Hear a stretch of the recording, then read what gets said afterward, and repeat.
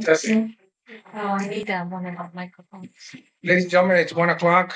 Board Clerk Board is having a special workshop today on September 8th, 2025 regarding our budget. Can we stand up for a moment of silence and then the pledge?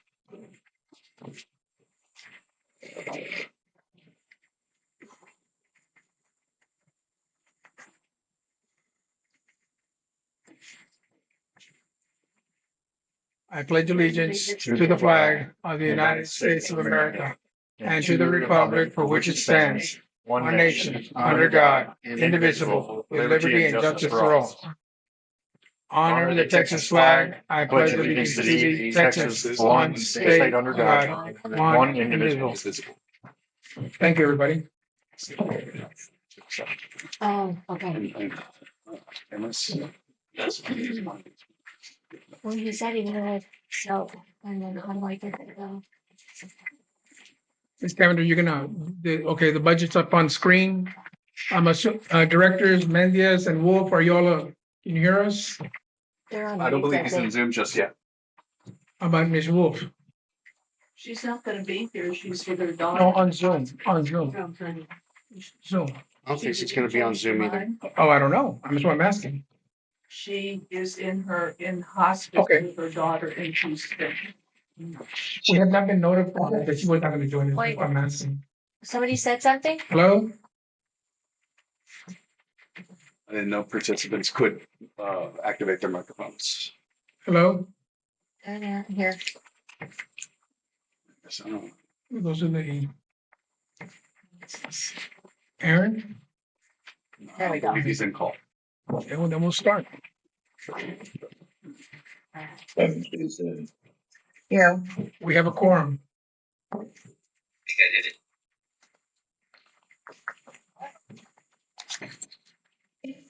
think you're gonna have to help me with this. Hello, everyone. Welcome. There's Director Mendez. He just Hopping on Monday on this last minute. Really appreciate that. Okay. Recording in progress. Okay. Good to see everyone. on there. I'm going to try. Yes, sir. What is going on? Maximize.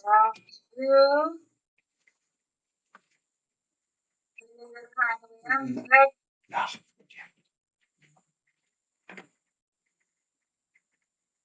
There's Director Mendez once he gets in. We'll unmute him. Right. Okay.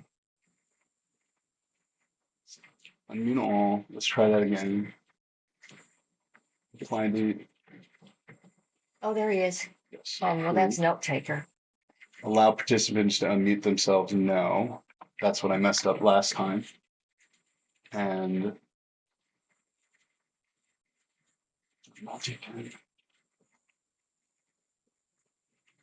There's Aaron. There he is. right.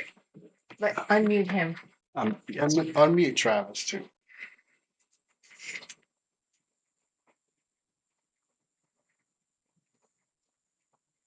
Or maybe you have to. Aaron, can you hear us? Yep. You're in. Well, the camera moved because it's an AI thing. See, I'm on the camera. What's up? Yeah. Your time. No, that's the thing. I mean, that's the thing about this camera. I don't think we can move it once it starts doing this AI thing. Well, we could probably turn that off. One thing at a time. Trial run on this thing. I believe. Well, we didn't have multiple people or whatever. Okay, we can move it. There we go. That's Okay. good. Just put it on Jason. Turn off the chair. I'm trying, man. I am trying. Believe me, I am trying. See, come over here and that way we're all here. I'm still on there. Director Mendez, can you speak?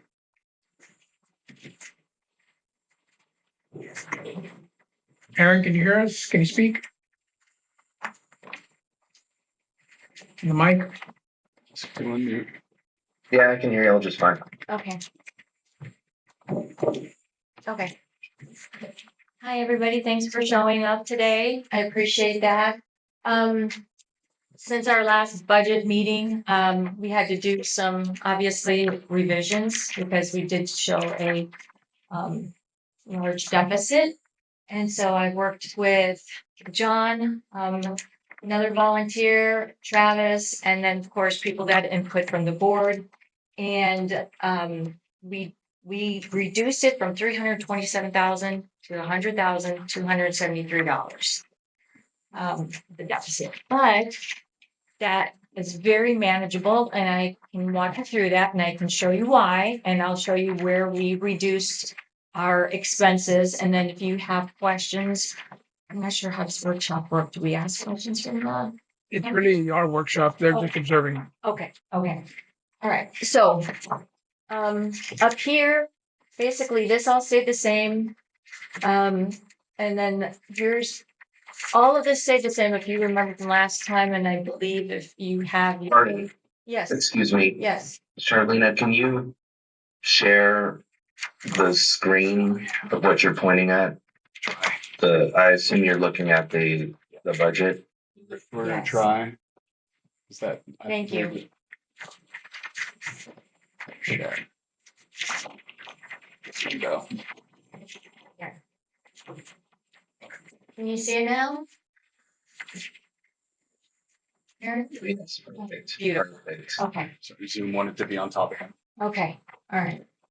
So there wasn't a lot of changes made. I'm gonna move this over just a little bit here. So you can see some of my notes here on the side. Great. All right. Oh, that looked nice. All right, so here we reduce marketing costs. So we have some employees that are no longer with us. Right at the moment, we have an opening only for an executive secretary. We do not have a marketing person at all. We are not going to be doing events at all. We've reduced those. So that's where a lot of our savings are going to be. And so in order to take place from the payables and receivables that we lost, Vanessa and Cassie are now in those positions that will be doing payables, receivable, payroll, sales tax, and et cetera. And so our labor was reduced quite a bit due to that. My executive secretary position is still open. And so that's why you see our prior amount for marketing was at $20,000 and we reduced it to $7,000. I mean, though we reduced marketing, we still have to have, flyers. We still have to do some marketing. We have brochures. We've got stickers that we have to buy for security for our members. And this is for a whole year. So, please keep that in mind. And as we go along, we reduced our liability. So our insurance did go down about $10,000. The director liability and employee liability was reduced to $10,000. Otherwise, we didn't. So there was a reduction, $10,000. So we saved $10,000 from last year. I worked really hard with our insurance, and we did a really good job putting this all together. So this definitely helped us. And then as we go over here, we did put budget in there, for those of you that, will ask about the, tax, I guess. Protests, thank you, Jason.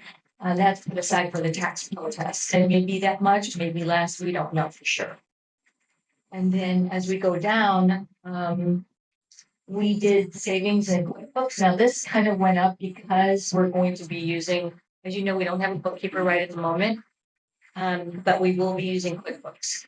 QuickBooks is starting on Los Morris, and they will not be able to start on Fort Clark Springs until the end of October in the new fiscal year because the assessments made it challenging for them. So with the assessments not being in QuickBooks, it's just purely vendors' expenses of ours, and our members are all in Buildium. It took that challenge away, which gave them the opportunity to be able to reconcile from the very beginning, if that makes sense. And I can give you more detail, if you'd like later. But between what we were paying before, we were paying $3,200 a month. Going forward, we'll be paying $1,000 a month. It is $700 for QuickBooks to do the bookkeeping in for Fort Clark Springs, and for Las Morris, it will be $300. And so we had a savings for that. And so if you look, all of our admin payroll, which is our member services, our housekeeping, admin, is all lumped under admin. And that's why you're going to see this big, large amount here, because most of it is for labor.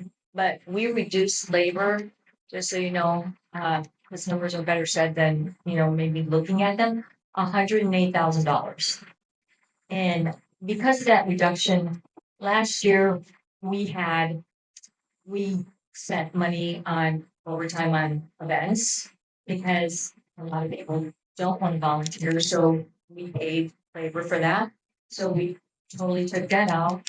We also had labor for seasonal employees for the pool, which we won't be having next year. At least to my knowledge, we did not budget for that at all. And so that's going to reduce that. We also reduced labor at Creekside, and there's another reduction in there, but I'll talk about that on the side before I announce that. Regarding labor, this budget does not include a percentage increase for anybody's pay either. No, it does not. Not one penny. Thank you. And so going on to maintenance, we have 8 people in maintenance altogether, 1 supervisor, 7 employees. And so you can see, here's what we reduced pest control to just about nothing. So we deal with rats and mice and insects on a daily basis, which is quite challenging for the whole fort with our old buildings. But, we had to reduce where we needed to. And so our maintenance expenses, which includes everything on here, is at $511,131. And then, of course, all of that I've given you, it's all broke out too. This is exactly what I'm showing you all on the big screen. And then our golf course, we kept what we really, really needed to make sure that the golf course greens at least are good enough to play at. They have to look good. If we don't have good greens, we're not going to get anybody to play to bring in, income. But I will say, just recently, yesterday, we had people from Del Rio that came all the way up to play. And this is just a good story. I kind of want to make, share a good feel. They were so happy that we were at the golf course that was open and that we were so friendly. Mallory, who's an awesome employee, made a $50 tip yesterday because of her customer service. I thought that was awesome. So, and then at the golf course, we currently, here's Creekside. This is all of our, expenses, for uniforms, for labor, for everything. We only have 3 people that work at the workshop. That's it. 2 are part-time and 1 is full-time. And then as we go down, our hunting expenses, we don't have a lot this year coming up here because we did rebuild 5 blinds from the ground up because the blinds that we have out there were over 23 years old. And Lee and Clay Couples did the work. We supplied the materials, but they went out there and they built them from the ground up. And they're amazing. They're all 2-man blinds, really nice. And they'll probably last another 30 years with that being done because they're all waterproof as well. And then, like I said, our hunting was a very good moneymaker this year, though we could have made some more on our motel, but hopefully this year we'll see that come to fruition. Security expenses. These are basically what we spend on our very bare minimum flags, our stickers, our supplies. uniforms, vehicle repairs. We hope to be able to get a lithium battery for the golf cart that we gave from the admin building. It was ours, but we gave it to security to help cut costs down on gas. But if you get a lithium battery, you don't ever have to put water in it again, and it'll last for years and years, and the charge will last forever. And so that's the big expense that we want to kind of put for the security is that lithium battery.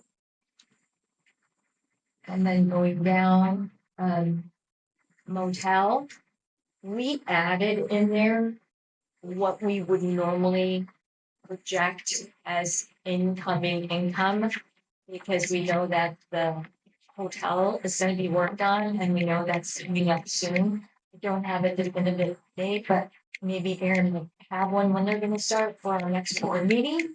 I'm excited about that because it's once we get that going, it's going to be amazing. And so we'll see that extra income there. And it definitely could be more than this. We still keep getting water like we have been, and it rains like it has. We will make that money. But of course, being and counting on Mother Nature, I'm trying to do the in between, be as frugal as I can. But if we make $50,000 more than that, that'll be fantastic. But I will tell you what, we will push to our very best. And then so noting the RV park, we do have, I know, I do want to dispel this rumor. There's a rumor out there that we lost 50 sites that were going to rent from us because of our increase. That is not true. I just like to put that out there. Then people don't ever ask me. They don't ask me. They go on Facebook. We lost 5. That was it. And we're working with whoever comes in. So we expect to be pretty full. We've got a lot of bookings for the workers that are coming in. And so that's going to bring in a lot of income. And for those of you that do go out and see, we've done some work out there to, how do I want to say, to back up that increase that we did. We're working on the last 2 bathrooms to make them look really good. We've worked on the first 2 bathrooms.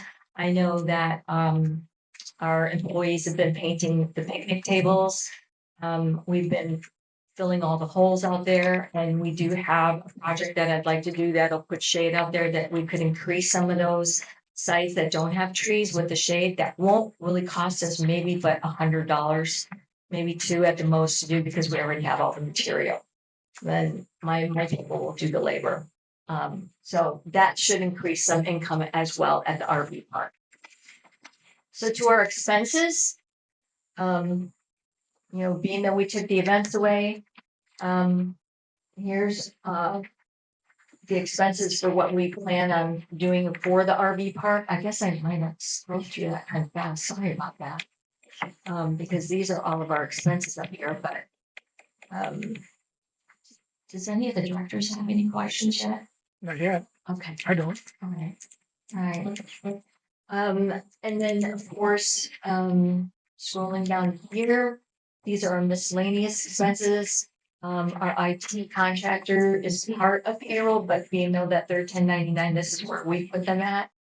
And then benefits, these are grandfathered in benefits that we have for our members, their life insurance benefits that they've had for quite a while. And so that's where that is located at. And then of course, this is miscellaneous utilities that I could not put in the respective departments because I have to break it out more, and that's going to take a lot more time to be able to do that. And so at the end, going from $327,000 down to $100,000, I'm going to tell you how we can get that money. So when building is completed, and we've already started working on this minutely, is our delinquency. That's the biggest thing. Once we have, I have my hire, that person's going to be in charge of multiple things, but one of those is going to be the delinquency.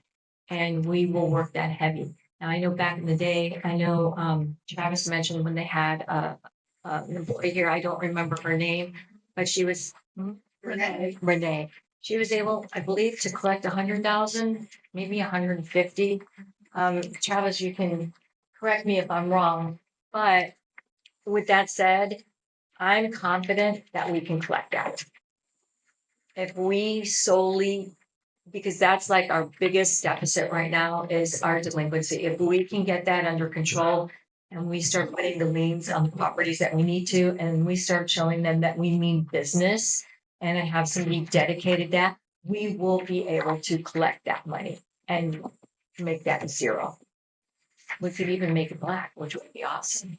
So, I know I'd like to, so in a nutshell, summary. We had an insurance saving of $10,000. We saved $12,500 in marketing because we reduced marketing. We also reduced legal fees, which was, I believe, in the admin, by $38,000. We spent quite a lot of money with our old council, which we are not going to be using in the future. We're using our new Josh Cummings council, which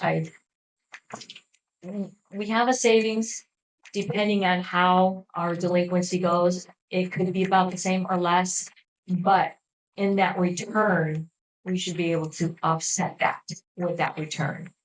And then, of course, we've got the tax protest in there. We're saved 12,000 in bookkeeping. And then we added $59,000 to the motel because that's normally what we would have brought in. We already have people that are booked. Somebody's already wanting to book in, I believe, April or March, the whole hotel for an event that they want to have. So with that said, we have the possibilities to offset that small deficit. And then, of course, we reduce maintenance fuel by $5,000 because we don't have to pay for the fuel for the lawn care that our contractors are paying for their own. So we're not filling that up. We're not filling up the trucks for that.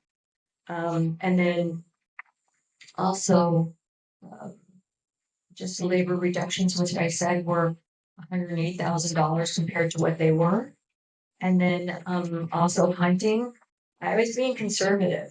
I do believe that we can make more in hunting, but I don't want to overstate it because if we don't make it, then it doesn't look good. So I'm keeping it because this year to date, we brought in $106,000. And compared to last year, before I got here, it was only at $39,000. So that was quite an increase. And that does not include the people that rented from the motel. It does not include the 4 or 5 FRMs that we got from hunting. And for somebody who's looking at buying land that would like to live here because they enjoyed it so much. I don't have anything else to add to that because that was a lot of expenses to cut. Can I say a few things for the directors? Okay, Aaron and Memo and Jason, just to clarify a couple of things that Charlene said. Wrapped up in legal fees in our the way the coding was, it was actually like Triumvir was in there and some other stuff.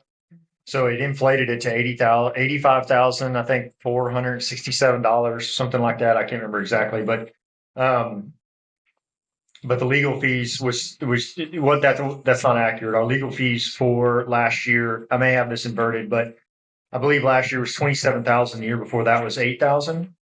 And so Charlene and I had a discussion about if the goal here is to, we can't solve this problem without being multifaceted.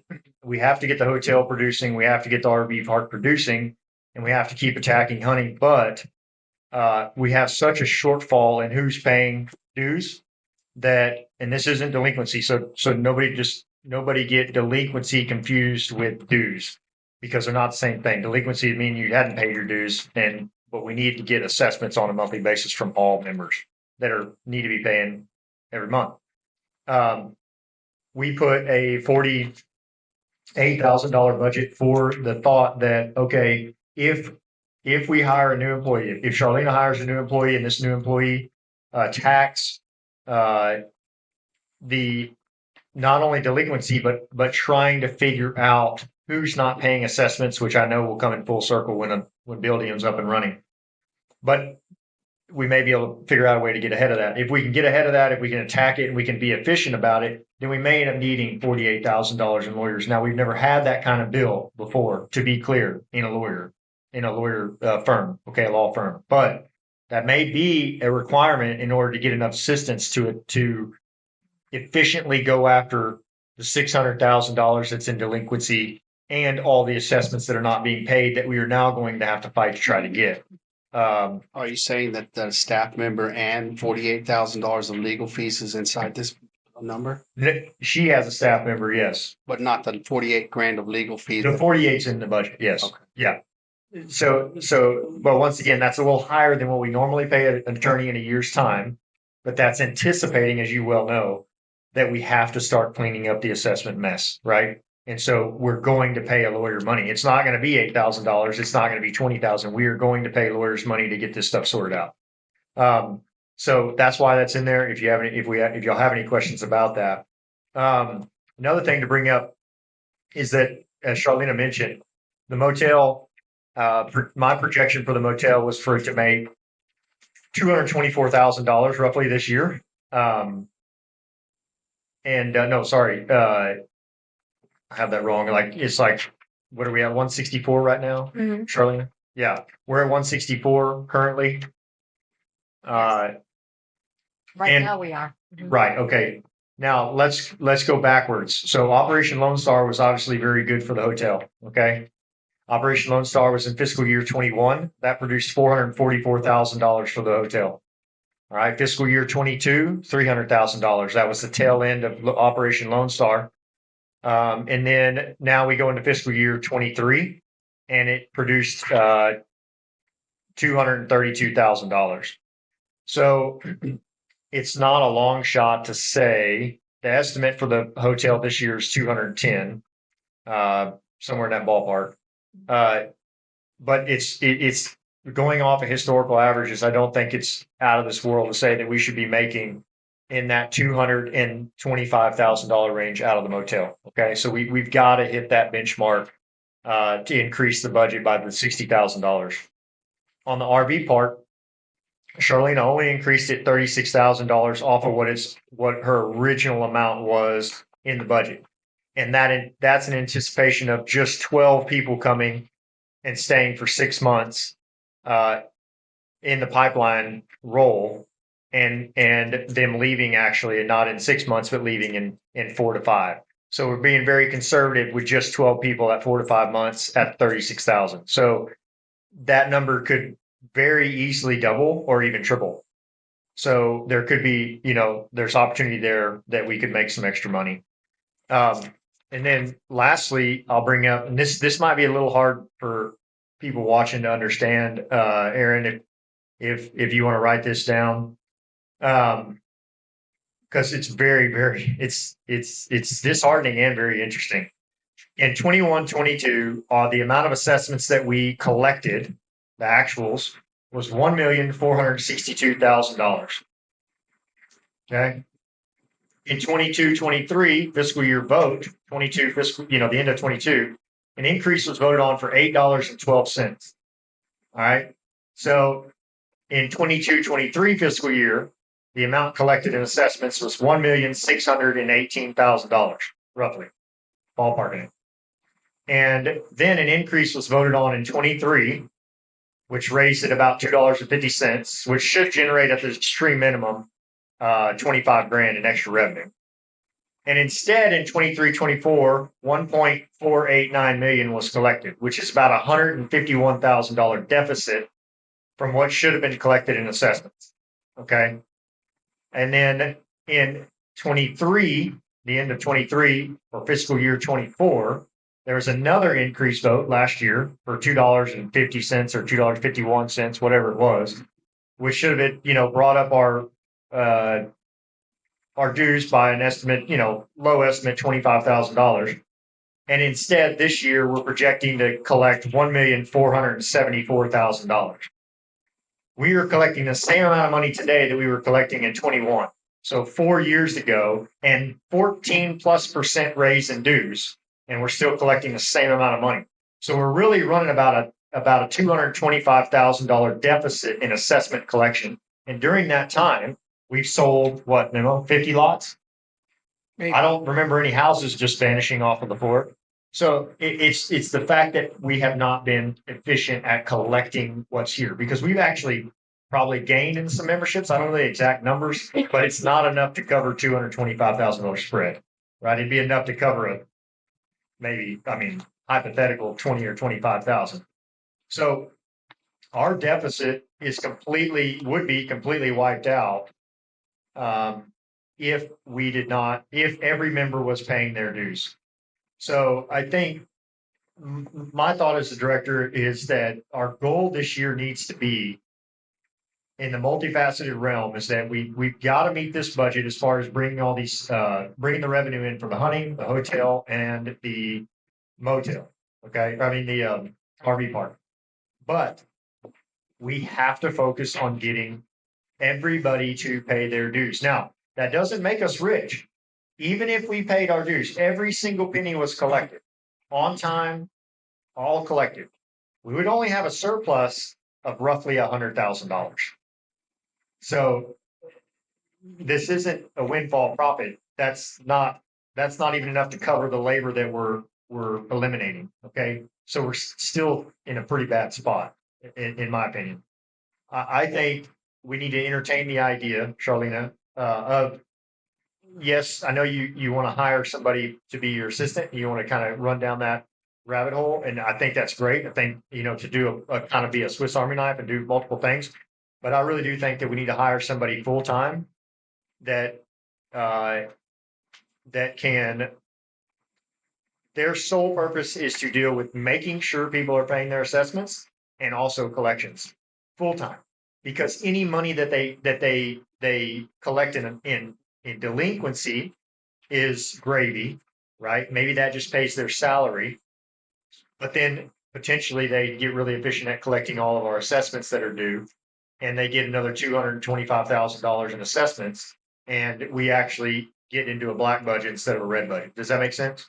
Yeah. And so you need to hire two people, even though it's going to make the budget look worse. So you maybe $150,000 red currently, but if they can collect in delinquency and get our assessments where they should be, it will 100% wash out. I have a thought. If we did hire another person at a certain wage, we could give them a certain commission based on what they can collect to make them work for it.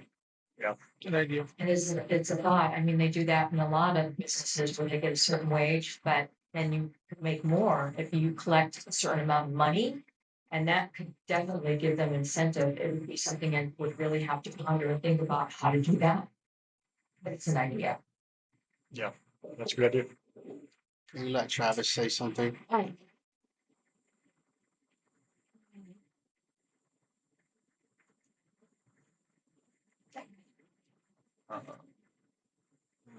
Unmute.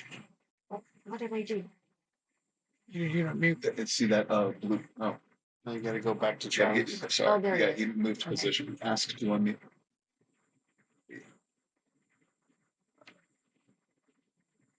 Are you unmuted, Travis? Yes. Oh, thanks. Am I good? Uh-huh. We can hear you. Okay. So, John, I wanted to go back to what you were talking about in the collection of the assessments, and the reduction in that number. And I see the same thing you're talking about. I want to add one more piece to that, just in your analysis. So, right now, and at about all times, 18% of your assessments are lots that do not have the ability to have connections, utility connections made to them. So at any one point, 18% of your assessments are at risk of people walking away from them. On average, from my recollection, and we can go back and verify this, you average about 5 givebacks a month. So you will always have a decreasing number of memberships until you run through that 18%. So it's kind of a game that has to be kind of put all the way through to fruition, because If you do not raise the assessment, then you will never make that up, right? It's sort of like the reverse of your retirement savings. The other side of that is you will have memberships that are given back based on raising that assessment. And that's a trend that you can see as far back as I've tracked it, which is 2013. I mean, you've lost over 800 memberships since 2013 on givebacks. So there's going to be a continued deficit that comes up when you're factoring in how the collections go down. The best year that I know of for collections, which was a part-time person, was 181,000, and that was a combination of both. And I'm glad that you're separating these out: delinquency versus just assessments that haven't been paid in the current year. Those are two totally different numbers, and they require a totally different style. But that 181,000 was collected with a part-time person. So just further background on that when you're doing your calculations. Okay, do you have any idea, Travis, of how many of those 800 memberships actually paid though? Because I mean, 800 memberships would, 800 residential members, I'd have to rack my brain here for a minute, but what the portion of that actually paid their membership? So a lot of the ones that we see coming back, I mean, we're talking all the way back to 2013. And so some of these were collected. I don't have good insight as to what the delinquency rate was back in 2013 and those years that were coming in. But what I'm saying is that the overall number that you're multiplying by your multiplier, when you're assuming what you're going to get, what you're going to collect, is continuously going down. And to be honest, quite a few people pay on those non-performing lots.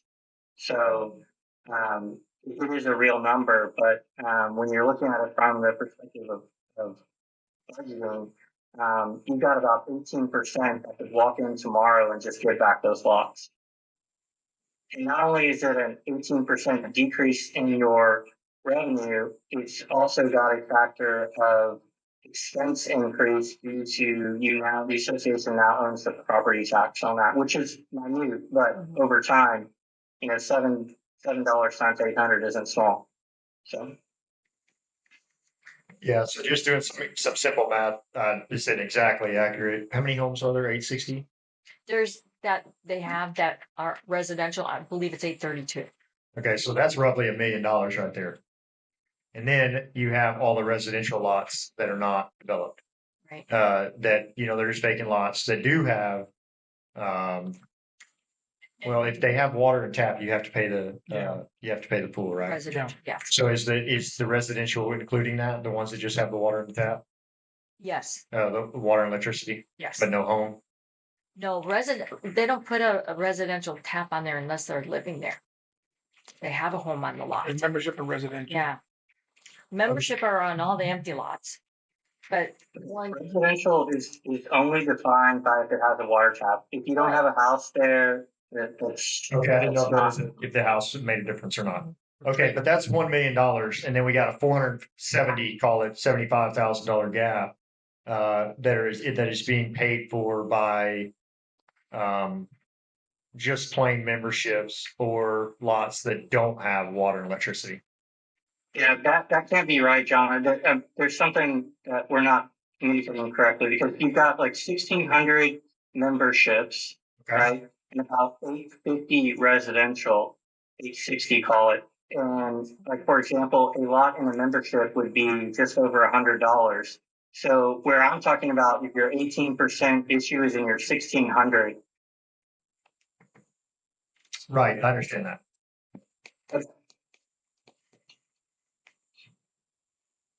But I thought the residential came up to about 500,000, not $1 million. Well, I mean, if you take, 850 times 102 times 12. No. It's 850 times 50. Yeah, but that's just half of it because you have to pay the 102, correct? Correct. Okay, so that's both of them combined. That's part of their assessment. So that's a little over $1 million. It's So a, it's a your million other and fifty multiplier is thousand. not 1,600, the multiplier then becomes 800. Okay, I see what you're saying. Yeah, Yeah, we're just using a different way to get to the same number. I got you. Yeah, I don't know what to do about that. All I know is that we've sold, like 50 lots in the last year. Last like 3 years, we've sold like 50 lots, which is, they're being paid for, maybe. And yeah, I mean, the people who have lots back in the boondocks, I mean, All of the ones that were getting as gift backs are not performing. Yeah. yeah, yeah. But we, Which is a real risk to the revenue is what I'm saying. yeah, but we still don't have a clear, we're still just making assumptions because we don't know. We still, even not having that information, which is good information, you still cannot draw the conclusion that the non-performing lots created the deficit because it could very well be the residential lots creating the deficit. You don't know because it's not able to be tracked, or at least not clearly. No, because they didn't use QuickBooks until I believe 2021, 2022.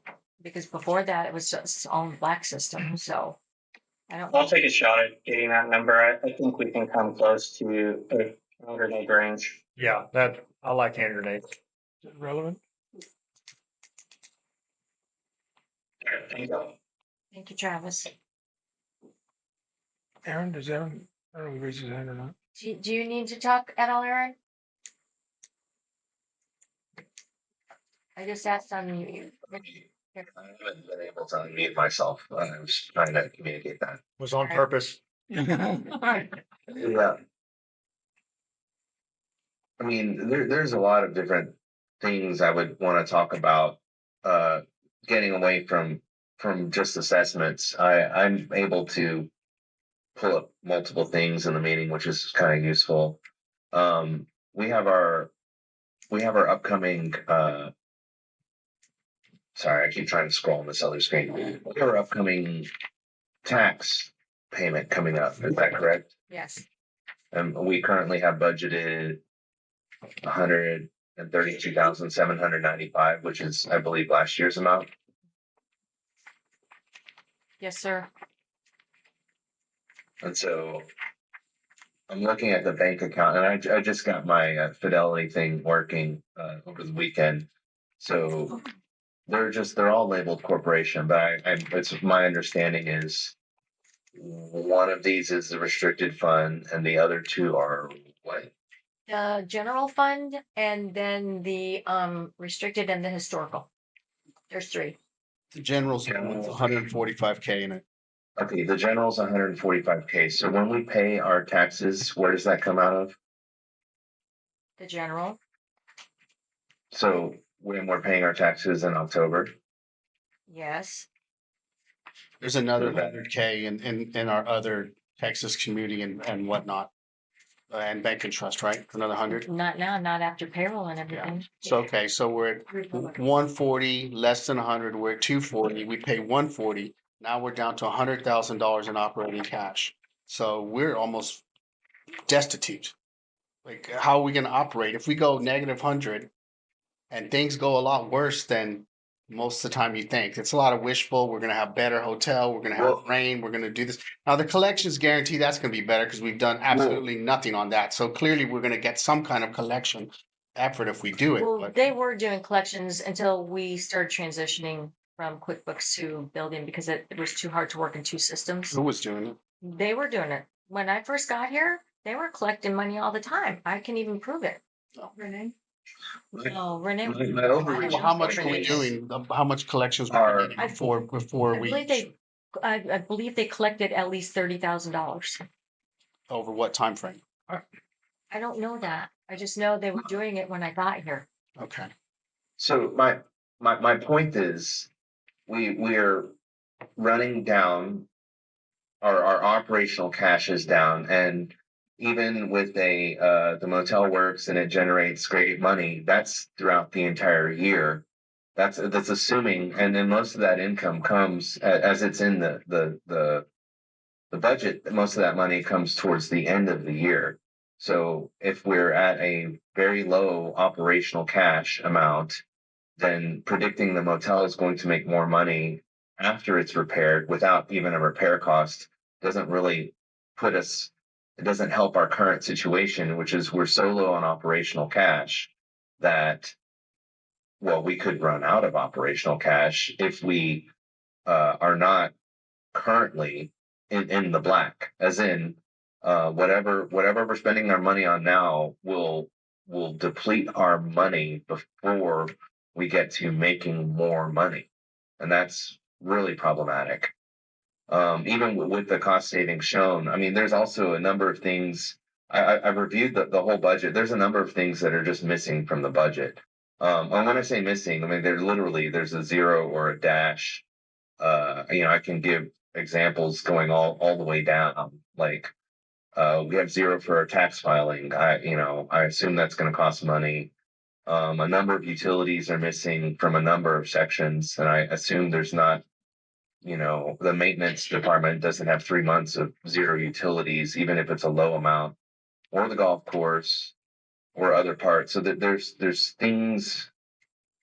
expenses that are missing from this, and then there are I another point is that there's still some expenses here that I was told we didn't have seasonal salaries, but I see it on line item 272 from January through June, that we do have seasonal labor, and That was other areas like I don't know why Aaron, waste. on the utilities, some of those you're gonna see zero in the months because when there was a transition, when our payables left, some of those bills got paid 2 months later because they weren't paid because nobody was looking after the payables at that point in time. But this is the proposed budget. Mhm. So these numbers are from the current year, but so there's gaps because they weren't being paid. Well, I'm talking But about, next year, I mean, the proposed budget, I would assume we're planning on paying our utilities every month. right, Okay, but you're telling me the number at the end, the total should be right for the missing utilities. That's Yes. fine. yes. Well, again, that's still my main point is just that we're running so low on operational cash that I don't think we can look at the whole year's projected extra income, even if it's delinquencies collected or motel revenue, which comes at the end of the year when we currently don't have a cash influx. And also we're not including the expense of repairing the motel, which yes, I will try to by our next board meeting, an RFP at least complete for that, which I'm also assuming that's just going to have to be a special assessment, since I don't know that we'll have the capital or budget. We want to deplete our capital. No, I'm sorry, there's no capital budget. I want to see one, but I'm talking about the restricted funds, which are, at $40,000. I suspect that won't be enough given our previous quotes. The low end was 40,000. So my real concern here is that we're low on operational cash. The projected money coming in is throughout the year, and without addressing something immediately, that the budget for the year isn't going to save us from our current. We don't have enough cash, and this appears to have been going on. I don't know if the actual V1 and the actual tabs are accurate. Are these from last year? If you go to the far right tab that says actuals, Yes, the actual are, oh, I don't have that one. Hold on, I see it on the screen. I know, but it's If you, being the hidden. bottom right tab, actuals.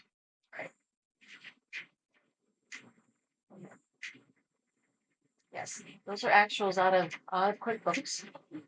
Right. So if we go to just actuals, well, I don't know the difference between actuals and actuals V1. Well, Travis can explain that. He put this together. He wanted me to put in the actuals, and then from the actuals, we carried that over to the actual budget on this portion. Do you want to explain what the B1 is, Travis? Well, I just want to say before he explains, when I look at them, because I have my own screen over here with my Excel spreadsheet open. Our actuals, both in actual and actual V1, are in the red a substantial amount. So we're over budget in a serious way. Like that one I have on actuals says we're 442 over. The other one is under 3. It's like 277 over. So that also shows we're bleeding through our operating expenses in the red over budget, which means if we continue, we're continuing to deplete our now very limited operational fund. I had to fix all those refs. There were like in the calculations, there'd be an extra pound ref exclamation in the calculation. But when I deleted all those, I got all the calculations went out, worked up, and for total expenses, it was 2.628. And for gross income, it's 2.185. And that's a difference of 442. And I didn't change any number. I just fixed the calculations that were broken with the random pound ref exclamation in the chain. I'm not sure what the difference is. I didn't put the whole spreadsheet together. Travis raised his hand. Yeah. He can't unmute himself due to the settings. Okay. But still, if you look at the actual V1, we're still deficit of 260,000, which means we're over budget from. Yeah. I mean, assuming whatever the budget This was. is the actuals right here. Which to my means that knowledge. we continue like we are. We're depleting our funds, and we don't have time. Like we don't have time to not make a big change because we're down to 100K or so. Like even if we have a rosy picture of how we're going to generate income, we'll run out of income before we get a chance to generate income. Is how I see it. I agree. So maybe we need to shave off another 100K, and then our hopeful thinking about collections and whatnot will actually have a hope of getting us in the black at the end of the time, at the end of the year. Well, I mean, what suggestion do you have? I could make a couple. I could say we cut our security in half and we do a special assessment, but I'm not sure what else that we could cut. I mean, I thought our special assessment was going to be fixing the motel. No. Yeah. An organizational chart would be useful. A cash analysis would help. I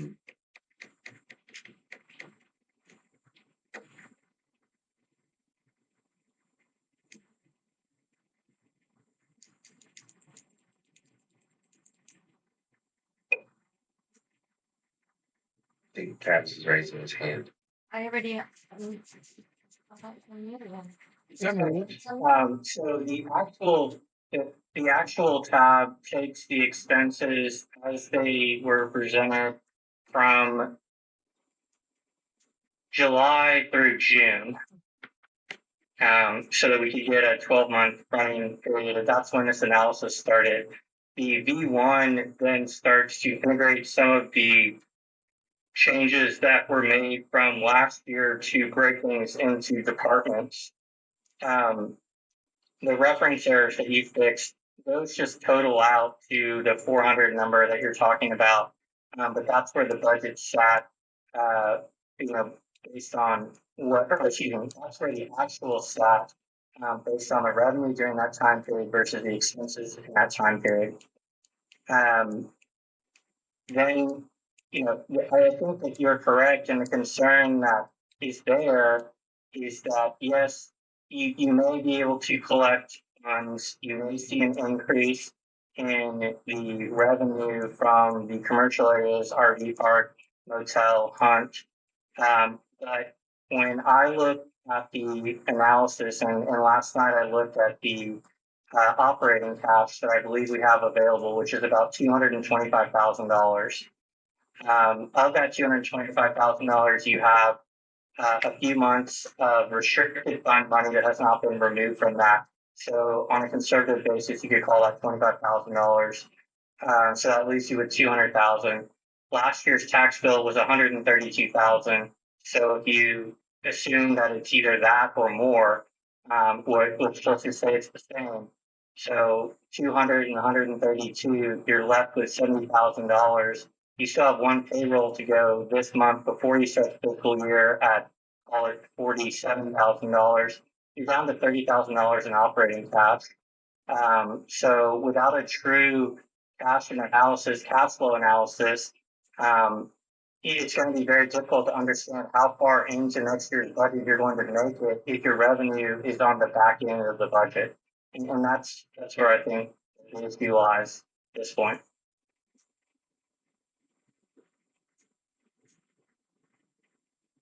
Right, that's how I see it with, I'm comparing the motel revenue, which jumps up the last May, June, July, August, September, and summer, I'm assuming. And that's, $70,000 or whatever it is. But yeah, the concern is that we won't get there. So the question of how long can we make payroll with this much in our operational account is a real. And I really want to continue to Concern. pay our insurance and taxes up front. We should be able to do that. We save $12,000 to $15,000 per year by doing so. So we should try to operate where we have 350 grand to pay those things at the end of the fiscal year. And we do now, but it's really drained us down. So we really need to get in the black next year. So it's a little more comfortable so we can do that. Suggestion. And I have no idea what the numbers would be, but if we were to reduce staff to 30 hours a week until we leveled off, that would be some help, but I just don't know percentage wise how much it would help. Oh, that would knock a massive amount off. We would be in the black. If you knock 25% off the labor cost, if that was even feasible, we'd be well black. I'm talking about going from 40 to 30 hours. That's 25%. That's just an idea. So what's the labor? 1.3 million? 1.2? It was, yeah. You think that? Compared to last year, we brought it down to, Which would affect services. oh, I actually have, Without laying anybody off. I mean, even if it was It's the labor even if it's $1 summary, million, yeah, For the third tab. that would be $250,000 reduced if by your 25% off. Labor I summary. actually, more yeah, but I actually, visually. Even at $1 million. it's less than that because I took more off there. I took it off. Even if we went the pro 35 shop. hours. This was supposed to Yeah. be reduced at the pro shop. And I reduced it, but I don't know how to navigate. Can you get the other spreadsheet that I have that was up with the The other labor that I question was is how for long last year do we have or to what do I that? reduced it at? Another option would be to, Labor reduction? like we talked about, Yeah, leveraging yeah. part of the 400 against the surety bond. That's fine if it's read open or read only. Okay. Yeah, that's an option if that's possible, but then that That's still right. burns Yeah. money no, that we all have. right. I mean, So I this guess is we what was could. original. Yeah. I had reduced the Creekside somewhat here. And then if you look here, I reduced it by another $30,000. So I don't know if this is, but this is what it is right now. And that's with all of the taxes, of course, workman's comp and everything. I mean, you said cut security by a massive 50%. Like, what would that do to us? Like, what would that do to the place if we dropped 50% of the security payments? Well, we have two people that work at night. The problem with that is if we cut the night people and we are only there until 9 o'clock at night and we didn't have anybody from 10 to 6 in the morning, that's Do we 11, need 12, two 1, at night? 2, 3, 4, 5, 6. Well, they leave the gate, they go around and they check all the buildings. No, we don't have to do any of that. Yeah. I mean, if we really want to cut, I mean, to me, the only thing I could see cutting would be the night security. Now we could reduce it to one, and then we close the gate while they go check the buildings. I mean, clearly some They hard come and go decisions work. probably need to be made that Yeah. are not going to be easy. That we all knew that when we saw negative 266, everyone said there's going to have to be hard decisions made. We made some decisions, but mostly people quit. Like we had a Okay. bunch of people quit. So a lot of that 109K that we took off is people that just decided they didn't want to work here anymore. And But sure, like I mentioned earlier, if we were not to reduce staff, but reduce the hours from 40 to 35 or 35 to 30. We could do that. We don't have to come in that early. I mean, there's more we can reduce. I mean, that's why this is a workshop. Yeah. You know, and so we could, work through it, so.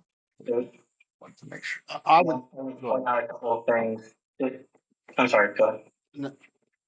I was just going to say, I would really much rather see a really tight budget where we do much better than we have thought, and we have a landfall of 100 or 200 grand more than we thought, than unexpected things, which clearly unexpected expenses are coming up all the time that are not even in here because shit Unexpected. happens. Excuse my language, but it does. Like things break, there's always something. Tractors, trash I mean, trucks. most of our equipment is old, Yeah, So and it's gonna start costing us more money. absolutely. We haven't bought anything new other than one lawnmower since I've been here. All the things that we've gotten, we've just repaired, and we just repaired a tractor that cost us $4,900. So it's expensive.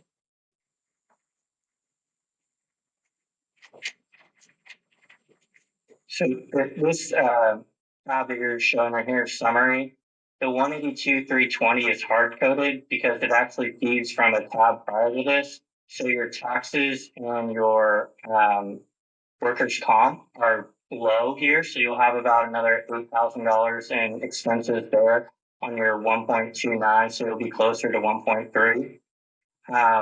Also, from the standpoint of security, we may have to look at if you are going to reduce the security and coverage of that, we may have to look at our governing documents and amend those as well, because as part of the contractual obligation between the membership and the association, there are some services that are contractually bound between the two parties. So security may not be the only place that you look at the reduction, because there are certain, to some extent, you can go further than that. It's just.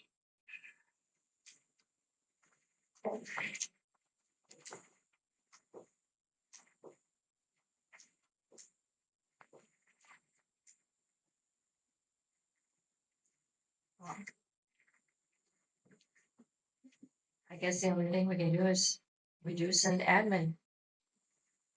You don't have to be open on Saturday for the motel. They start. I mean, we're probably going to have to Sure, cut a little everywhere. This budget already does not have the motel open on Saturday or Sunday as far as staffing. Really, because we've been open on Saturdays but you- from 8 a.m. to You 2. remember Huh? you were changing that? I know, but when I went through the labor costs, we did not have Saturday or Sunday for the motel. I mean, security will handle the motel. Well, sure, we'll reduce security and they can have the motel too. Yeah. I mean, if we gotta do it, we gotta do it, we gotta do. I mean, that's what we gotta do. When did you talk about special assessment? Well, the good news is that not the good news, but we could clearly justify a special assessment at this point. Like, or when we had money just sitting there, it's Yeah. like kind of hard to go, hey, we got 500 grand in the bank, pay us. But now the numbers are clearly that we might need a little boost, which we thought was going to the motel, which may or may not be used to keep the lights on, figuratively. Or we could just take a loan out. Oh, I don't think I'm so. just kidding. I was kidding. Because under this thing, our investment in interest is now gonna go. I don't know how much you accounted for in there, but since we opened Fidelity, we've gotten $25,000 of interest. Last year, we got $16,000 of interest by having money in there. But that's- the number of Fidelity is shrinking, so that That's interest is that's what gonna be less. that's what I'm saying. Yeah. That's washed out. So if we took a loan, then we're also paying juice, not getting as much juice. I was joking. All right. Unless we use a special assessment for taxes. Is that separate from the other assessment we can take, a special assessment only for taxes or not? That was the way it was For the done. mud taxes only or for all of them? It was a bill back 10 years ago. They would charge us $40 for the taxes. Those are the people we depended on paying too. There's another thing we could do too. And I've read the bylaws, I've read the declaration, and I've read the rules and regulations.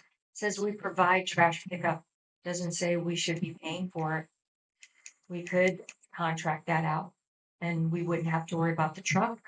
We wouldn't have to worry about our staff working on Monday and Tuesday picking up trash, and it could all go to them, and that would be less insurance.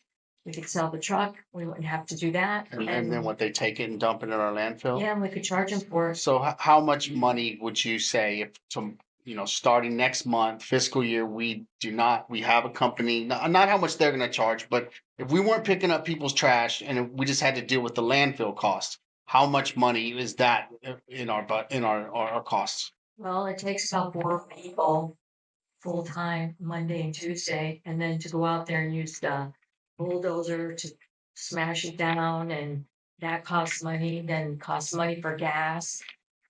I would say maybe Someone would still have to, $2,000. someone would still have to smash it down, Yeah, I guess.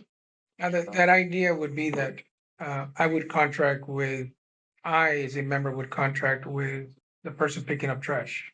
you would just pay the person who's contracted to pick up trash. And let's say I contract and I pay that person because I'm a responsible member, but Jason says, no way, no way, Jose, I'm not gonna pay anybody to pick up my trash. That's of course gonna do it.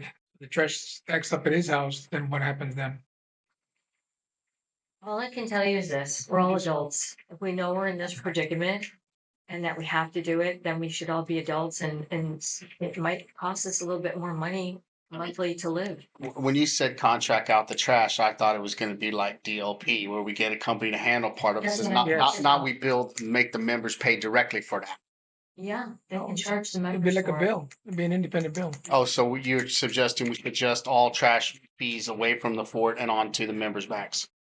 Yeah, I'm not in for that. Well, of course, but we're also in our Jason, so Just an I idea. make hard decisions, fortunately. I will say, just off what Charlene is saying, is that I think we should all remember that there is not another HOA that probably exists in the state of Texas that does not survive off of its own dues. So just think about that for a second. Do we collect enough dues for it to survive? And the answer is no. No, we don't. So then do we charge enough for dues? And the answer is no. And at the end of the day, out of multiple properties that I own that are not at Fort Clark, just my trash can alone is over $60 a month at every one of them. So everybody wants to say, where do your dues go? Well, it's right here. And they want to say we're paying too much. Well, I have news for you. If you go to Uvalde or Del Rio or any other place in this state, you're going to pay over $60 a month for one little trash can. And that is more than half of what you pay in dues to have 17 or 2,700 acres, to have swimming pool, to have all these, maintenance guys running around, administration, access to a motel and every other thing that we have here. That's not even half of a trash can. It's just, the association should run on dues alone. It does not. And so that in my mind, all of the money that we collect from the motel and the RV park in general should be a fund that we put into making this place better. But in order for that to happen, the dues have to pay for it to run. And we're not even the ballpark of that. So, like I've said many times in open session, you want us to get out of a predicament, we need to be charging about $150 a month in dues. And you want this place to flourish. You want this place to grow. You want us to have expendable income that every year we sit at this table and we say, hey, we're going to spend $100,000 on the pool this year. We're going to spend $100,000 on Dickman. We're going to spend $300,000 in Unit 1 to fix all the asphalt. If you want to have those discussions at any time in the near future, then we should be paying about $200 a month per lot. And that's just a reality. And you have That's- lots. I mean, there's, if we, first, some members get real excited when we add $2 on there. I know. If I we're get like, we're jamming you 50 for trash, it. Yeah. there will be people giving back stuff and leaving their places and saying, forget it. I think what people forget though is most HOAs don't have all of these historical buildings. Maintain. And we're paying an insurance on those. A normal HOA, probably their insurance is nowhere near the amount that we're paying on all the buildings that we have. And so it's something that probably you don't think about in the back of your head. This is why it's a unique HOA. And like you said, that's why our dues do not suffice for what we have, because the insurance alone is killing us. We didn't have to pay $240,000, and then taxes $132,000. That's almost $400,000 just that alone. There's only so much we can improve. I mean, even if that was a viable option to increase dues to what you're saying is needed, like we can't, right? I mean, so, Right. Right. So that's not enough. So, you know, So the only other thing that I know of is reduce labor. And the problem is there's so much work that there's to be done here. Even with the loss of the 3 people I have and the bookkeeper I have, I don't have the time to do it all. I just don't. I was running around this morning because I don't have an executive secretary. I had to work with Adam to get all of this stuff done by myself and still keep running the operations. And it's just too much for a person to do. And we've lost 3 people. And now we lost the marketer. We're not even going to get our name out there now to help bring more finances in. So yes, we can reduce our labor, but we're not going to get the amount of customer service that we can do because we're not going to have the bodies to do it. And I can just see lot owners. yeah, That'd be grand old fun. We certainly need to get extremely aggressive on collections. I mean, I as agree. to the max. I agree. Okay, We to have the to max. get Buildium done in Yes. order for us to do It's that. almost done. I know I said that, know but it it is. literally is almost done. But I mean, if we all focus on that, it would help tremendously. But I'm sorry. I think Aaron wants to talk. Oh, sorry, Aaron. But yeah, I want to backtrack a little bit if I can. Back to the trash. I can't find specific language about the trash. I think Charlena, you had mentioned to me previously, you found something somewhere Rules and regulations. regarding trash, but I know we charge the city something like $276 per load, but they don't, and it shows up in the budget somewhere. It's not a lot of money, and it's not a lot of loads. But if I'm not mistaken, we're the only dump in the county. So does that mean that the city hauls their trash off? Yes, they do. And- They pay about $30,000 a month. Is there any way we can keep that money in the county on the fort? I tried. Or percent, like, I did with Nora, the The former city the manager. former city manager. Now we have a new city manager, but we talked about them dumping it in there. We have a ton of room to build more cells, correct, John? That they could pay us and we could charge half the amount that they paid to haul off if they haul. But then we would have to, they could hire the full-time people to mesh Yeah. down. So And we would have to do that. let me just kind of summarize that. Aaron, before you were on the board, we had a meeting with the city. And some of those talks were around, and the ball's kind of in their court. We went to them with an idea. We said, hey, look, we know y'all are spending, I think it was like $350,000 a year something along those lines. I don't think it's that much now because there was an initiative to get the city cleaned up, but a lot of money every year to dispose of the trash in Eagle Pass. And so we went to them and said, look, we have 3 new cells that for not a whole lot of money, we could get up and running. And so we, in theory, we have a lot of space that we can use for y'all to bring your trash. And the idea was that we ink an agreement with them, and in that agreement, we sign like a 5-year contract where they pay for the dump to be developed. So the 3 new cells to be developed. We pay for some new equipment to be bought that could man, and then they would be able to dump into the dump with no fees until that amount was paid off.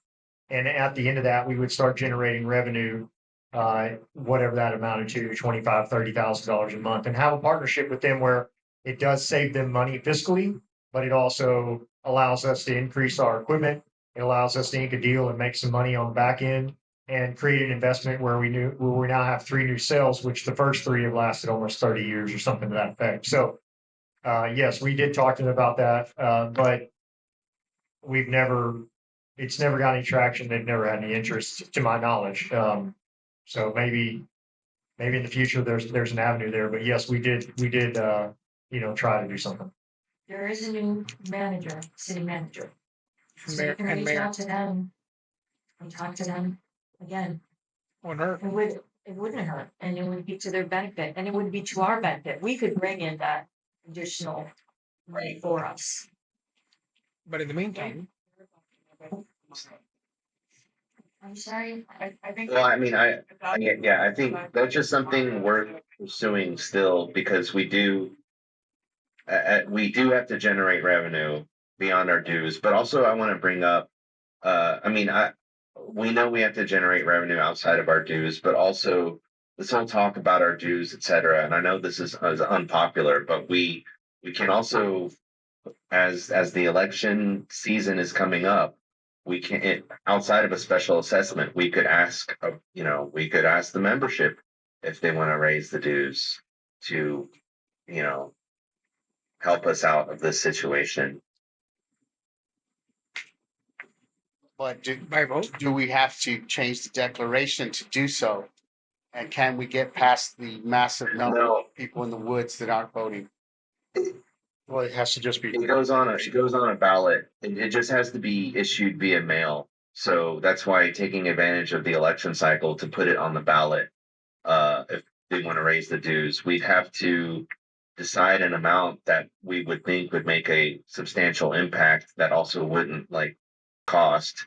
So that would allow us to exceed the rules we have on raising our assessments are just dancing around not getting a popular vote on it. Because that's an extra cost of an election to a mail ballot for it. But if we're doing elections anyway, we can add that on the ballot, and then that's not in violation of our declarations. So how many people do we have vote last year? 500 and something, 600? So you're telling me we only have to get a little over 300 people to say yes, and not including all the people that didn't vote? Because I've been told it was different than that. It had to be all the entitled voters, a percentage of those. Yeah, it has to be 51% Of the voting. everyone. Yeah. So that's then how many was sent out? 3,000.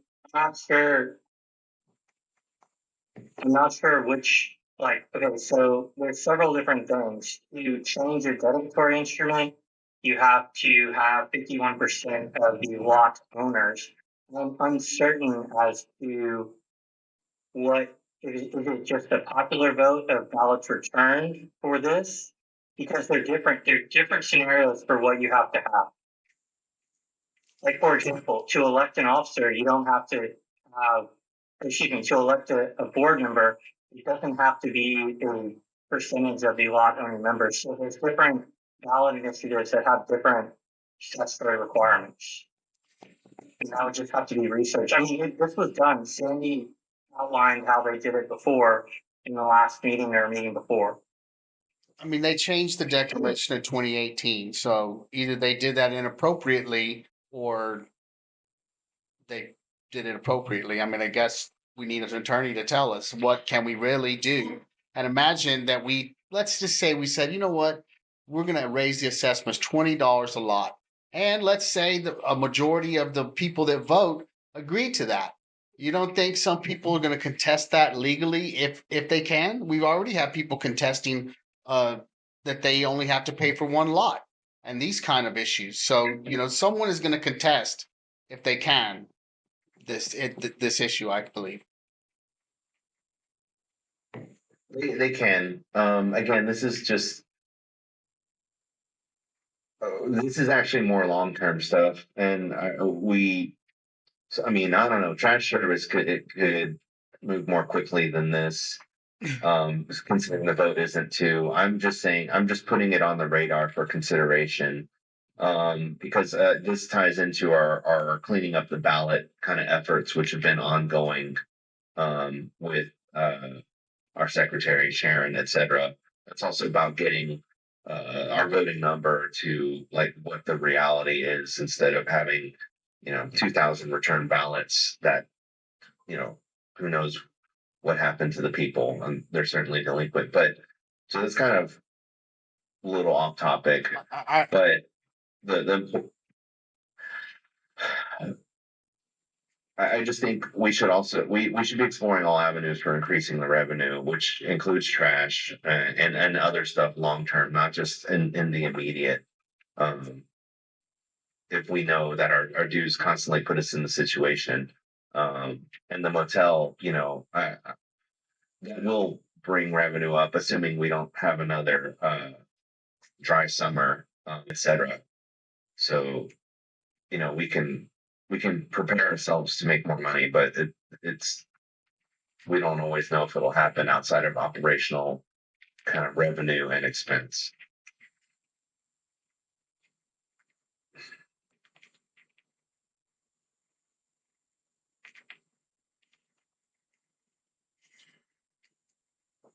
It's a lot to think about. Well, where do you think? Carolina? I think we have another meeting on Monday. Come back. Rehash this. I have enough gray hair, Jason. It could be a Zoom only. It could be a Zoom only meeting, but I feel like we have a lot of loose ends here to tie down, and probably another meeting next Monday will help us tie them down better, and then maybe we can be prepared to agree on a budget at the next board meeting. So between, go ahead. Yeah, I think we've identified a lot of areas that need to be worked on. Also, have we considered asking MUD what services they could provide for us? Also as an outlet, like trash. I can't even get them to do the streets. They don't have enough people. I could ask them. I mean, it's not that I don't think they would want to help. You mean like, if we were to contract trash, that they would put it on their bill, their water bill? Something like that? Maybe, I mean, that includes in other municipalities. Yeah. we can ask. That would force everyone, instead of, force everyone to, you want your water on, you gotta pay Yeah. up the water bill. That's how Brackettville does it. Their water bill includes the trash, and I think they pay $80 or $90 a month. It can hurt to ask. Yeah, basically, I just think we need to explore every avenue possible. And we know trash, seems like revenue we're not getting currently, but we could. So I would get just a suggestion. I would get your department heads together and ask them those questions. Like, hey, has this ever been done before?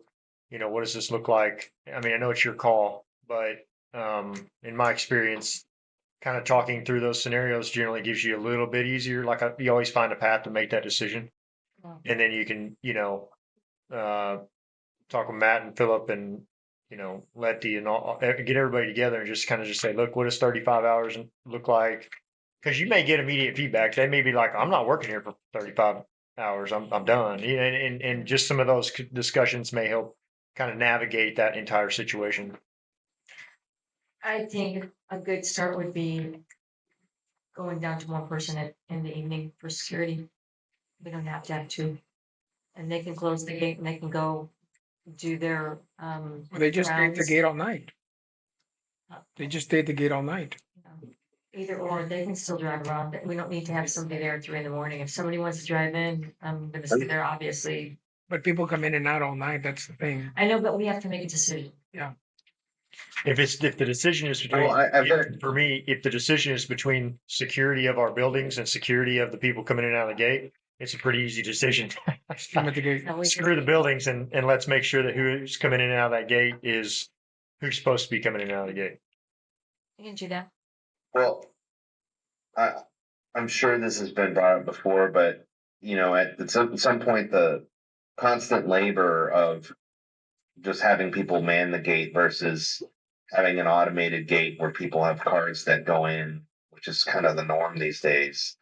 You know, the perpetual labor exceeds the cost of installing a system at some point. So it's more of a long-term thought, but I mean, it's just, No, we you know, thought about have that. we explored that before? Well, there's, you know, I'm not real familiar with this, but at our POA, you have a little deal that goes up in the corner of your windshield. And when you drive in, it's a little radar, it reads it and it opens the gate for you. I don't know. I mean, that might be something. And then you could have a security guard that, I mean, but how do you get visitors in, Aaron? You gotta have the ability to get You visitors. got to dial in someone's phone like anything else, you know. It'll like instead of me calling in the gate, my guest would go to the gate and punch in my lot number or whatever, and then it would ring my phone, and I'd press 1 to open the gate for them, and then they could come inside. I'm But still scamming you now. huh? I'd just be putting your number in there all the time. I'm not gonna let nobody. The issue of the gate was raised about 5 or 6 years ago. And the membership was not, the idea was floated around, the membership did not like it, but this is 6 or 7 years later. And it's a viable idea. The only problem is when it breaks down, because I've worked in rental apartments for 15 years, when it breaks down, they're gonna have to come all the way from San Antonio and then order a part. And it doesn't get fixed right away. Yeah, it's true. So, I mean, I have a storage unit there that has an automated gate there and bracket, and it's not been a problem for me. Percentage wise. It's the one on the east side of town. I mean, and we do have the guard check. So if it broke for 2 weeks, I guess we have to suck it up and put someone back at the gate for 2 weeks. Yes. sure, I'll just make a phone call. I fired you, I mean- and now I let mean, me ask you to come back. We're still for- gonna have some security staff and some staff and it's available, so I mean, I don't like the idea of the I gate. think we can reduce. I know it'll the reduce. but- evening, Yeah. evening one will help reduction more. And they can just stay up at the gate. I think y'all should look at asking or looking at garbage companies. And Yeah. I know that John said that, you know, $60 a month. We just started a new garbage insurance Cibolo, and our price is $19.20 a month. Yeah. And that's from Frontier Waste. Yeah, It's a new company and they've taken over all over for different companies, but and I agree. I thought when I worked for military housing, we had to get 3 bids for contracting, and they came and did ours. And the most that we paid, it's different everywhere. It was $25, but people are not. It'll be hard for them to get used to 190-gallon garbage can. That's it. If it ain't in there, you leave it on the ground, it ain't getting picked up. And some do recycle. Now you can get 2 of those, but you pay for that. Right. And it's fine. It would take a lot of work off. We've got several different companies that we could get 3 bids on doing the fort. And they bill the members directly. Well, and just for reference, I know I said $60 plus, and that is accurate as to what I pay, but those are rural areas. Yeah. The dump isn't literally 1.5 miles away. So, I mean, I think it's unreasonable to say $60, but it's just an example. Right, no, I knew that. In Del Rio, I believe they pay 25-30. But in every place that I've been in the city, brush is still free. They pick it up for free, but they don't do it a lot. They still pick it up. So But you pay city taxes. yes, and they don't, Ain't free. It's not free. well, yeah, I guess you look at it that way, yeah. I think the garbage is a great idea. Yeah, It's just the issue of how we're gonna collect and how we're gonna avoid people not paying. I'm gonna pay. He might pay, I think they'll pay, but how about the ones that we're not gonna pay? Well, and on the flip side of that, if you didn't, if you did start charging for trash, it would not be, if you had 5 lots in a row and you had one house, you wouldn't pay 5 times. You just pay for one right. because you only have one trash can, So it's not, maybe not as, I focus on the member that says, I pay enough dues, so I'm not gonna pay for trash. Yeah. Yeah, Unless it can be connected to the water bill. then hopefully they would be here to kind of look at this and understand that it's a unique HOA. I agree. We pay a lot of I agree. insurance and taxes on these buildings that we love so much. It's not gonna change. I would take a lot of the things I toss out to the landfill. I mean, if I had Del Rio water bill, Really, Jason? hell yeah, I'd put it in my trailer and I'd take it out there. I would love to see that. They'll charge me for like 5 couches, 7 fridges, and 4 washing machines I got, and I'll go haul the things out there today. You know what? So, Open the gate. the one thing on the trash, right now, just from an analysis standpoint of the cost for the trash, when you look at labor hours, you have 3 pickups. You have your residential trash pickup, your bulk goods pickup, and then your recycling pickup. Each one of those takes at least 2 rounds of, if not 3 rounds of the port for them. So immediately, if we're talking about, getting people to be more involved in the situation, moving the cardboard pickup to where people dropped off at the recycling would be, maintenance also bails all of that Yeah. for recycling. So that's a major time allocation to the whole situation that before, yes, it keeps stuff out of our landfill, but it's also an expense that's paid by the port.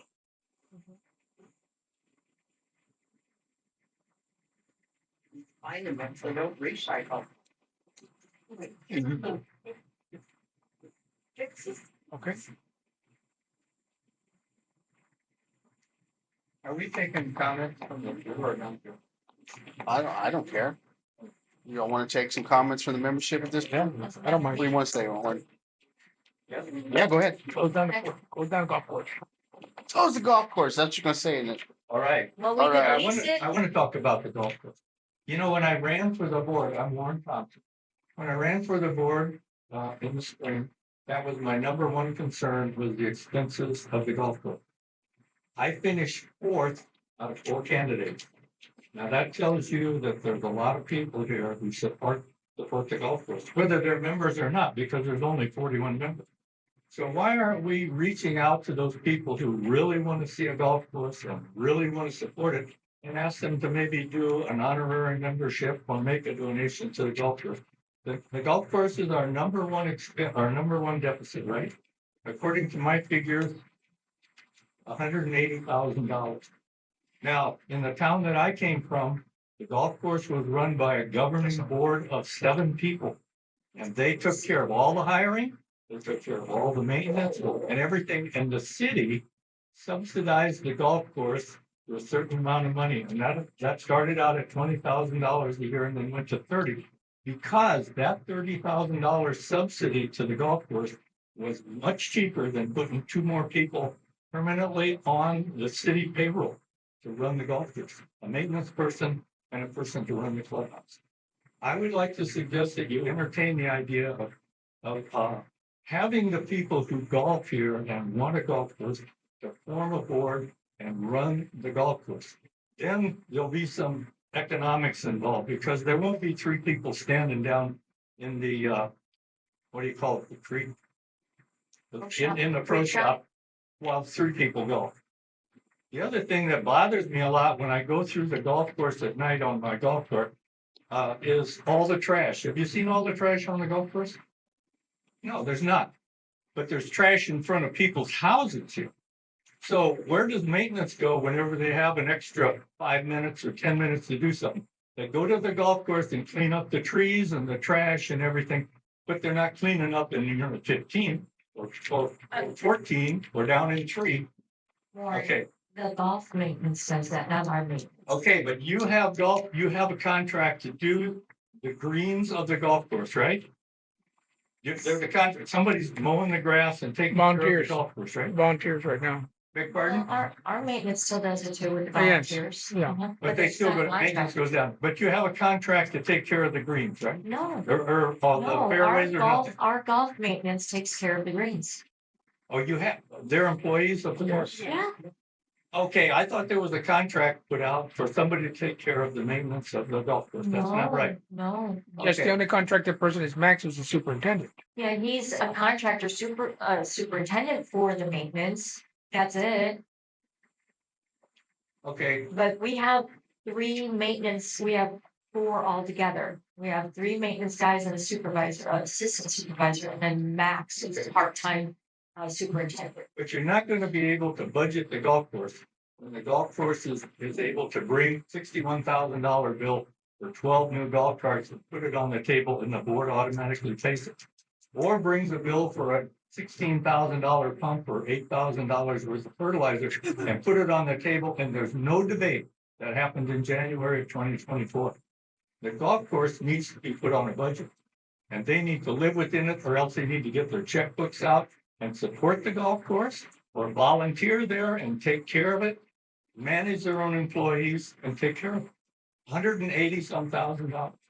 I believe that's So, July, but. yeah, The cost says 208, it's the actual for last year and it earned 129, so it's $80,000 deficit.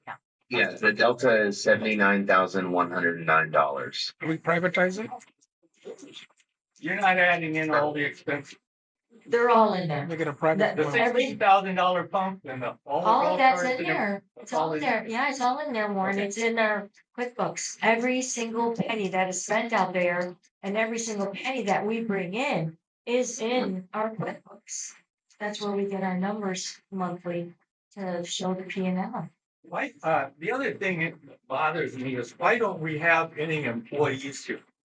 What do you mean? Why don't we have Philip, Matt, and somebody from Do administration? you see Vanessa and Cassie right there? Okay, That's my employees. so why don't we have them here to discuss what they see as priorities on this sport? They've been here probably longer than a lot of us, more than me, I know. But she's gonna meet So with them. now we're talking about cutting their salaries, which I don't think is a We good idea we at all. didn't say we were cutting maintenance salaries. All right, so you're making decisions, Yes, I am. our capital stuff, and Yes. then you're gonna make up the difference by cutting employees or cutting employee. We're reducing.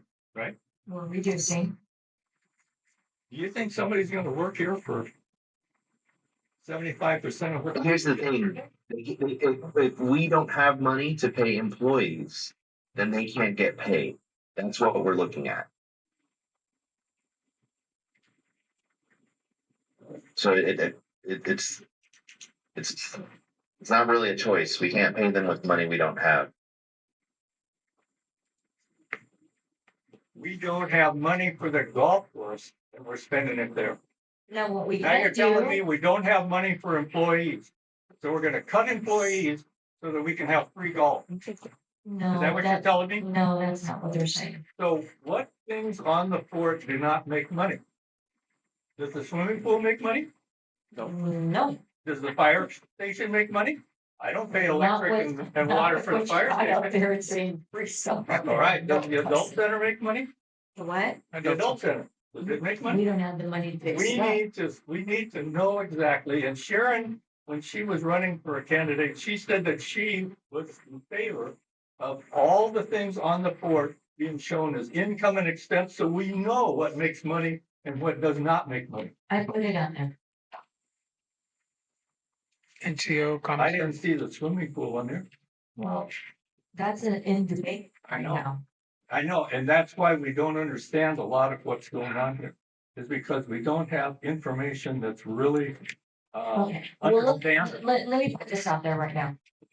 You got more information on this budget than you've had in a long time, with the help No, of time out. Travis. Ever. Oh, okay, ever, I mean, Ever. I think they said that Peterson had done some stuff. No, Travis, its budget was nowhere near this comprehensive. This is the most comprehensive budget that has probably ever been proposed for FCSA. and I took a lot of great feedback from the board, Jason, the directors, fire directors, Travis, Annabelle, some other people that I'm not gonna mention, even though they're mean when they say it, but they say it out there. You know, but I tried. She who shall not be named. I tried my damnedest to even put the labor in all the departments, which is in there.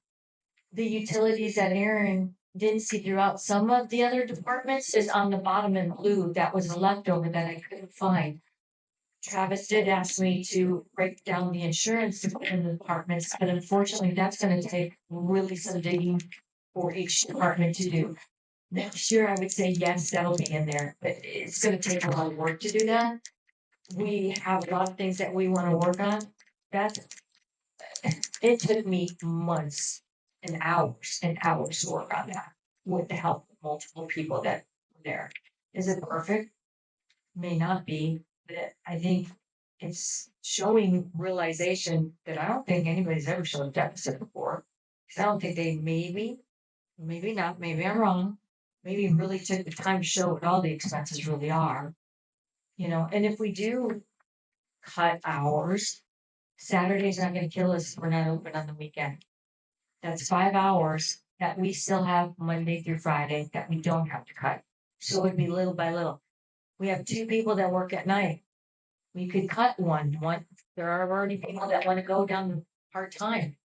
And that's right there just saving me right cutting, and they're a night person. So I don't even have to make some of these decisions. They've made them for me. So the only thing that would really hurt me is the Saturday, because we won't be open. And we already have somebody that wants to go down to part-time at night at the security, so we just don't fill that position. And that's still cuts. And then we could advertise to lease the golf course. Maybe somebody wants to lease it. I don't know. That's an avenue we can try.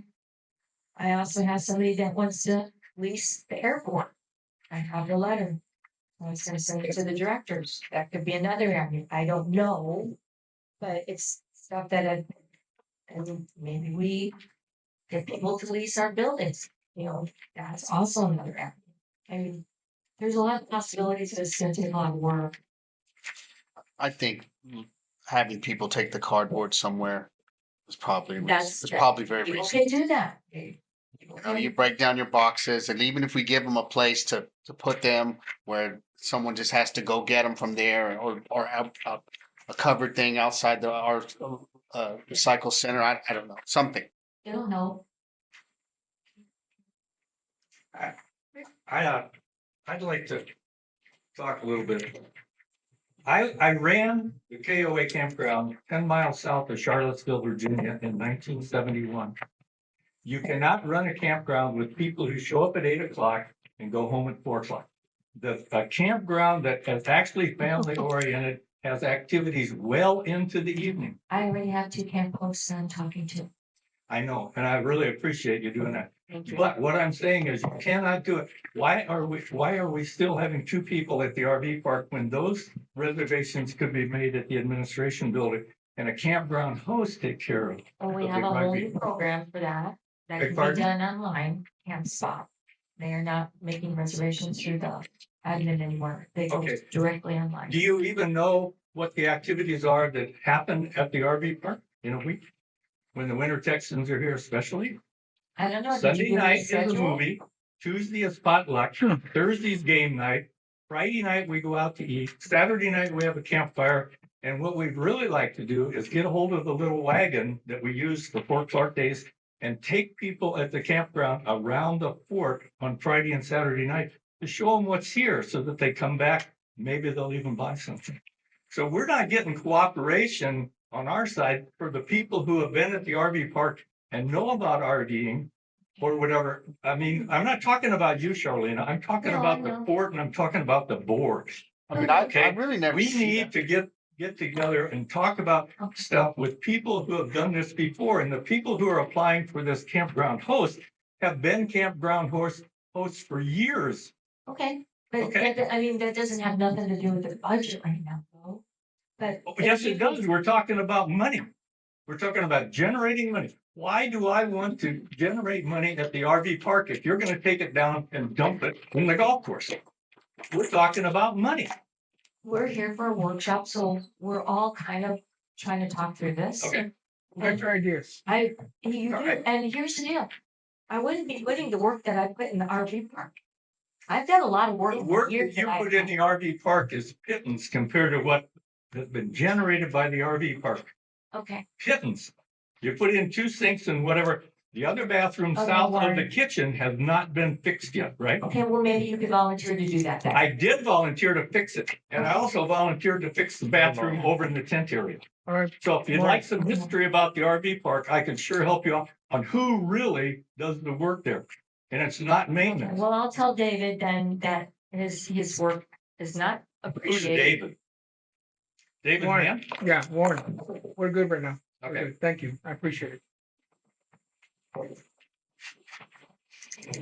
I do want to say thank y'all because I know a lot of work has gone into this and I wish we had been having this conversation a little bit sooner because I do appreciate the ability to have these conversations. They are hard and I know that it's not easy, but they will be productive eventually. So I appreciate that. These are all great ideas, I think, and lots of good things are eventually going to come. But my concern is, I mean, this is pretty shocking and scary. I think if we're talking about maybe not being able to pay payroll in October and then also looking at the deficit just for October is negative 349,000 and we don't even have that in operating cash now. Yeah, but I think that's an overstatement too. How is that an overstatement? The $157,000 that's been misstated in the accounts That's not on this, is it? That was last year. The insurance, what are you talking about? the budget, Her proposed budget? the proposed budget. Your proposed budget showed 357? No, I mean, it includes the property tax and the insurance payment in October, but those are real cash expenses. And so this is a real deficit of $349,000 for Oh, is that- October. That's What are not, you looking at? the deficit's 100,000. Over the course of the year, we make it back up, Oh, but I'm you're talking about looking- next okay. month. Gotcha. In Oh, a next couple month, weeks, yeah. we I are got you. going to realize that, and we don't have that money in the bank account But- now. Travis was working on something. I do believe that there was insurance that was being accrued that we already paid for. I But think that doesn't give us any money. It It just doesn't, makes yeah. our last year's Yeah. P and L look a little better, but it Last doesn't year's put money in the, last year's P and L look better. It doesn't these are actually. real cash expenses money in that the we bank. are paying this Yeah, month. I see what you're saying. yeah. Thank you.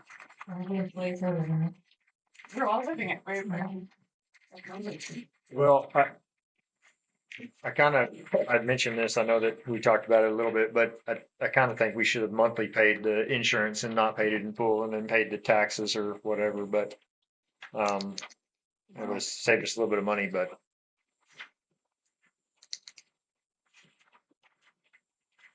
I mean, we probably should have slowed down the spending in anticipation for having to pay 350 grand at the end of the year. I mean, it saves us 12.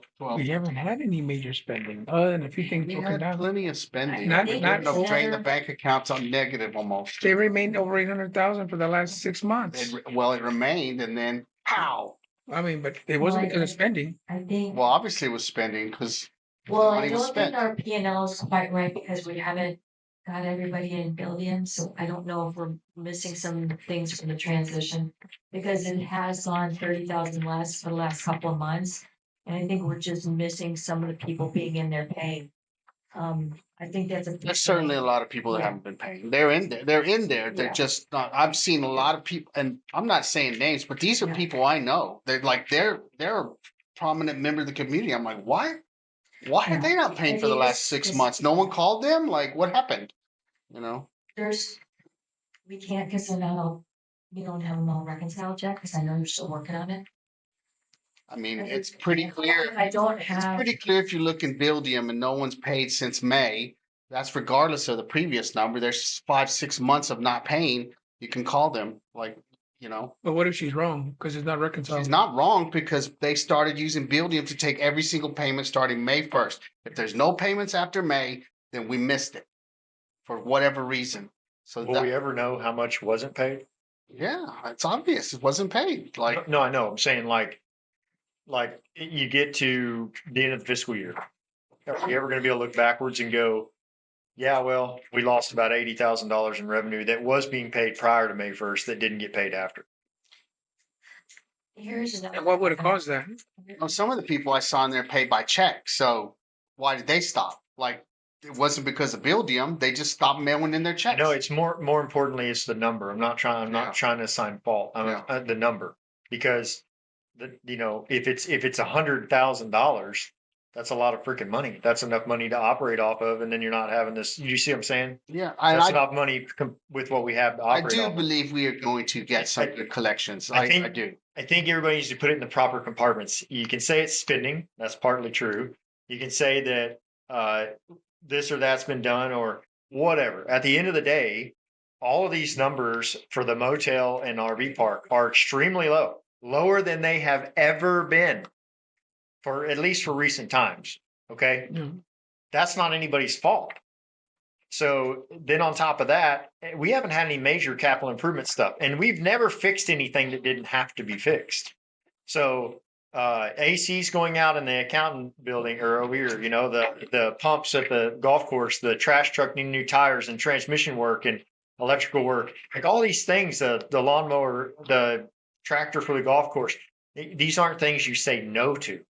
I mean, if you say no to them, then you have members out there mowing the grass, which they shouldn't have to do because this is an HOA and our assessment should run the job. Or worse. If we're betting on the spring, look, the mud well's already going down. We're already below 5 feet. The last time it rained in July, we had spring flow well months in the future. So it will be stopping, and it may not be here at all in the next summer. My point in summarizing that is not to assign that we don't need to be assigning blame No, we need to to make anybody. as Because many it's cuts too as we many, can. there's too many things going on and they're really easy to see. And at the end of the day, what Aaron's saying, like we got to make some cuts. We got to figure out, which, Charlene has really cut the budget down a lot already, but we've also got to make some decisions moving forward to maybe meet with the city manager again, see if we can speed that process up. Maybe we change some of those terms in order to get to the end of the life of this cell, but get us further down the road to building it, maybe one cell at a time or something like that. If we were to be able to do that with our landfill, we have a surety bond that's tied up. Right, and $170,000. we've discussed leveraging part of the 400 acres against the surety bond to release it as collateral, so that operating capital doesn't leave us. But that's a scary proposition from one side because it makes sense on one side. It's a scary proposition from the other because if you don't have a budget that's really tight, then you run the risk of running that money down. Yeah. And then you're trying to hustle around and figure out what you're going to do with your collateral. That's my concern. We release the Yeah. money out of there. Well, it is in the restricted fund. So we would have to use it for capital expenditures. It's not going to be to turn on the lights and pay the staff. Like Yeah, It's motel. going to be to fix the motel. Yeah. Other problems like this. So I guess if we did the special assessment and we were able to shift the money from the surety bond, but then we lose the interest we've been getting on that, 6-7 grand. What did we get? 6-7 grand last year on that surety bond? 6,000. Yeah. So that's we've been doing good on interest. Very good. It's just not enough. I think the combination of just what you're talking about, there's people that have been paying since May. Shame on them. Shame on the people that should be paying their dues that I guarantee everybody in this room is paying their dues. They're here and they're involved and they want to be here. And shame on us for whatever we've gotten wrong in that transition process. And, we have to figure out how to get from point A to point B. But it's not just one thing. It's everything is not working in the manner that it should, but just money in and money out. So Yeah, I don't think mostly money in. I don't think the solution is like cut this one thing or improve this one thing. It's going to be cut a bit everywhere and add some revenue everywhere. Is because like you said, there's a lot of broken clocks. Yeah. Agree. I think it's really worth talking to the city. I really do, Well, revisiting that because the mayor was all for it. And then whatever happened, but they have a new manager there. Why don't She's a woman. Why don't we have a special meeting and invite them? I think we should do that. Contract negotiations. I mean, we can do that in the executive I session. think that would be a great idea. We can send an invite I out. would much rather see the city pay for our trash service than the members, if you ask me. You ready for executive session? Doesn't hurt to ask. There's more on the agenda. Is there executive session? No. Like we're talking about next meetings. Yeah. No, this meeting, but Oh, this. I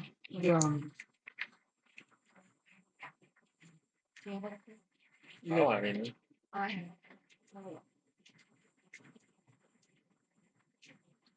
I still would like to come back Monday and have another meeting. You need to come today. Have her talk with the managers, come up with a few more details of all the things we discussed, revisit on next Monday, and hash it out again. Let's talk about that and see who's available. Now that you can see this.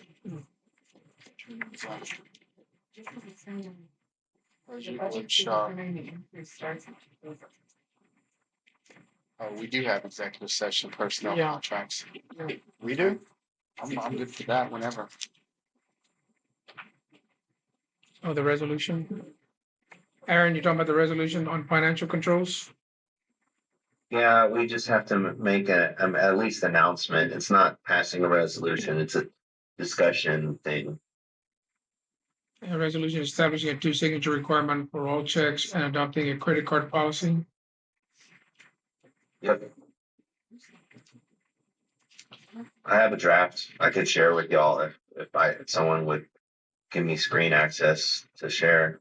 I mean, I think we certainly need something because, I've signed a $26 check for Frito-Lay and I've seen a $10,000 pay for something on a credit card or something else. I'm not saying it's out of line or whatever. I'm just saying now that things are done in a modern way with ACH payments, credit card payments, it's not always checks. Already. Yeah, we have a 2-signature requirement for all checks. Aaron, we have a 2-signature requirement for all checks. What is that? It's two directors' signatures. Say again? 2 directors. It's I could read the resolution to you for discussion. If like y'all will let me share it, I will put it on the screen and show y'all what it is. Go ahead. Share all participants. Yeah. Okay. 2 directors sign. Are you able to share now? Maybe you shared your thing to all participants. Yeah, I can. Let me just get ready for it. Proposal.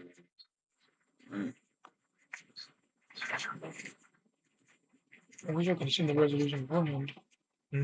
I could have seen this beforehand.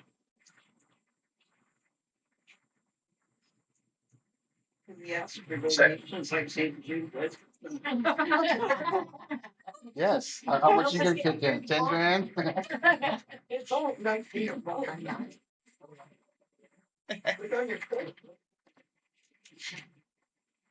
Okay. All right, can y'all see that? Yes.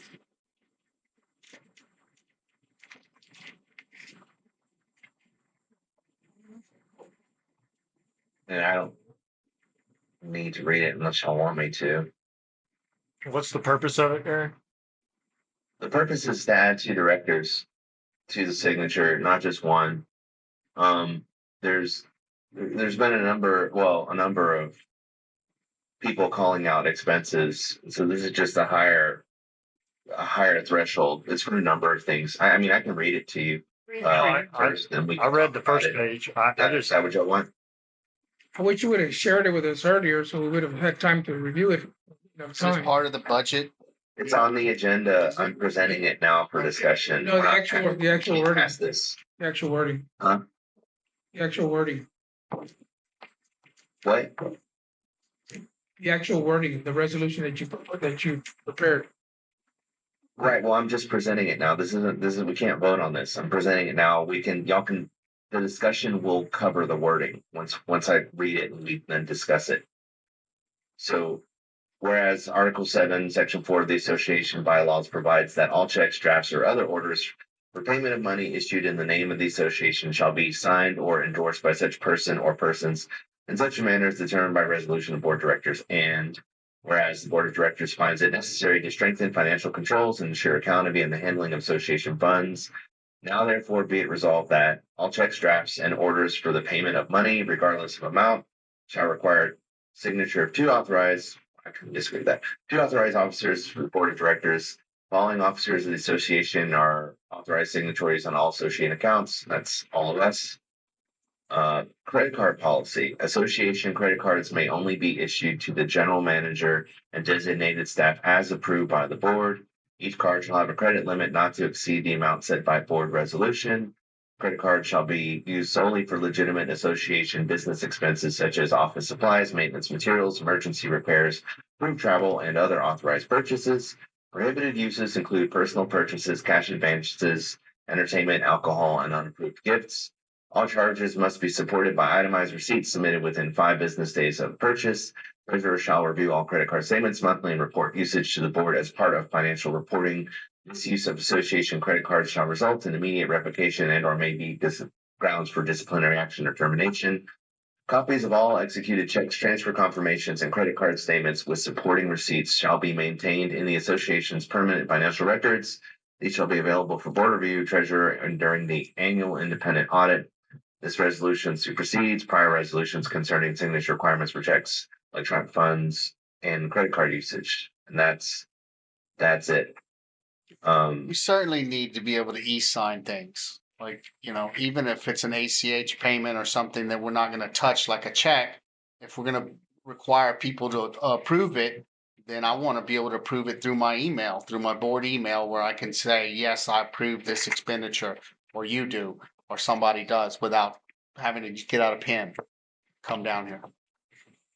I mean, yeah. The current process is the general manager reviews the bills, and then the second signature is a director. It could be any director that's available to her, or who's available when she needs it, because at times there's an urgent need to have a signature on them.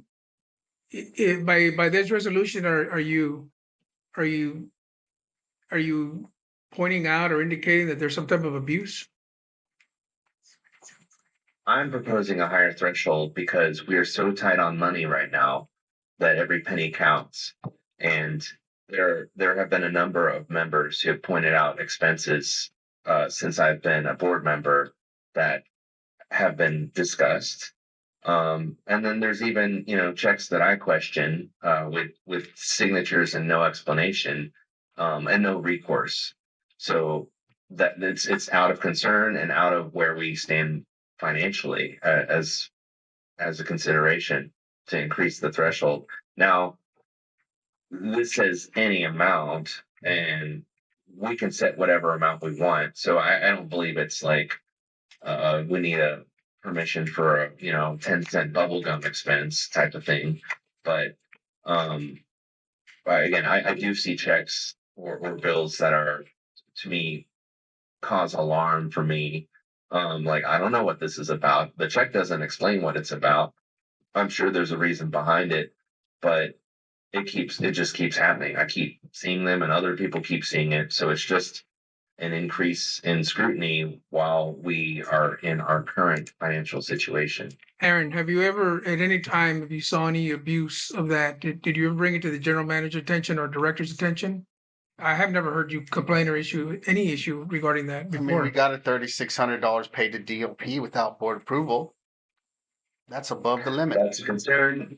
There's another concern is, as John mentioned, he wished we had not paid all 200,000 at once, and that was an ACH payment that didn't have a director's signature or approval. It was made in the moment. That's a pretty big expense that That was I approved wish- by the board. The $200,000 was approved by the board. It wasn't approved by the board. that wasn't approved for. It was. like, Oh, I mean, the question I was- wanted it to be paid all at once. I'm not complaining. We about voted on it. I'm not We saying voted on anything it. was done out of line. Just saying, We voted on I it. don't know. There's a number of things there are, and some of this has been discussed in executive session and is not appropriate in this current venue. It's out of concern and just a higher threshold considering our current financial situation where we have been overspending and we're running out of operational cash.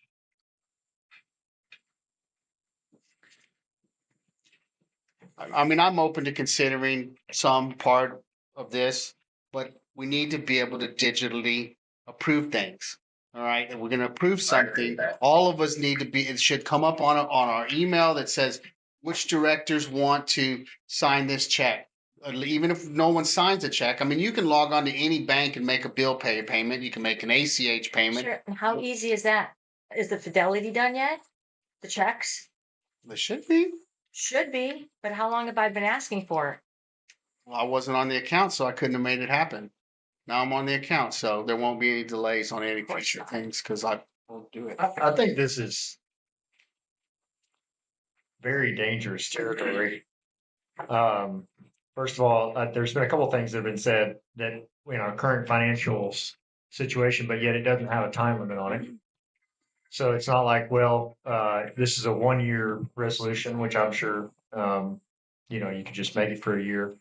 And I think, Aaron, you just said overspending, and I mean that's clearly a accusation, and I think that there's been some really nasty things said about Charlena and that have ended up in the paper. And then she's had to come and put all that stuff, print all those receipts out, say I can account for every dollar. This is what it went for. And then I think I don't know how many cases that was, but at least one of those cases, she made money on it. It was for a fundraiser, a basket or whatever it was.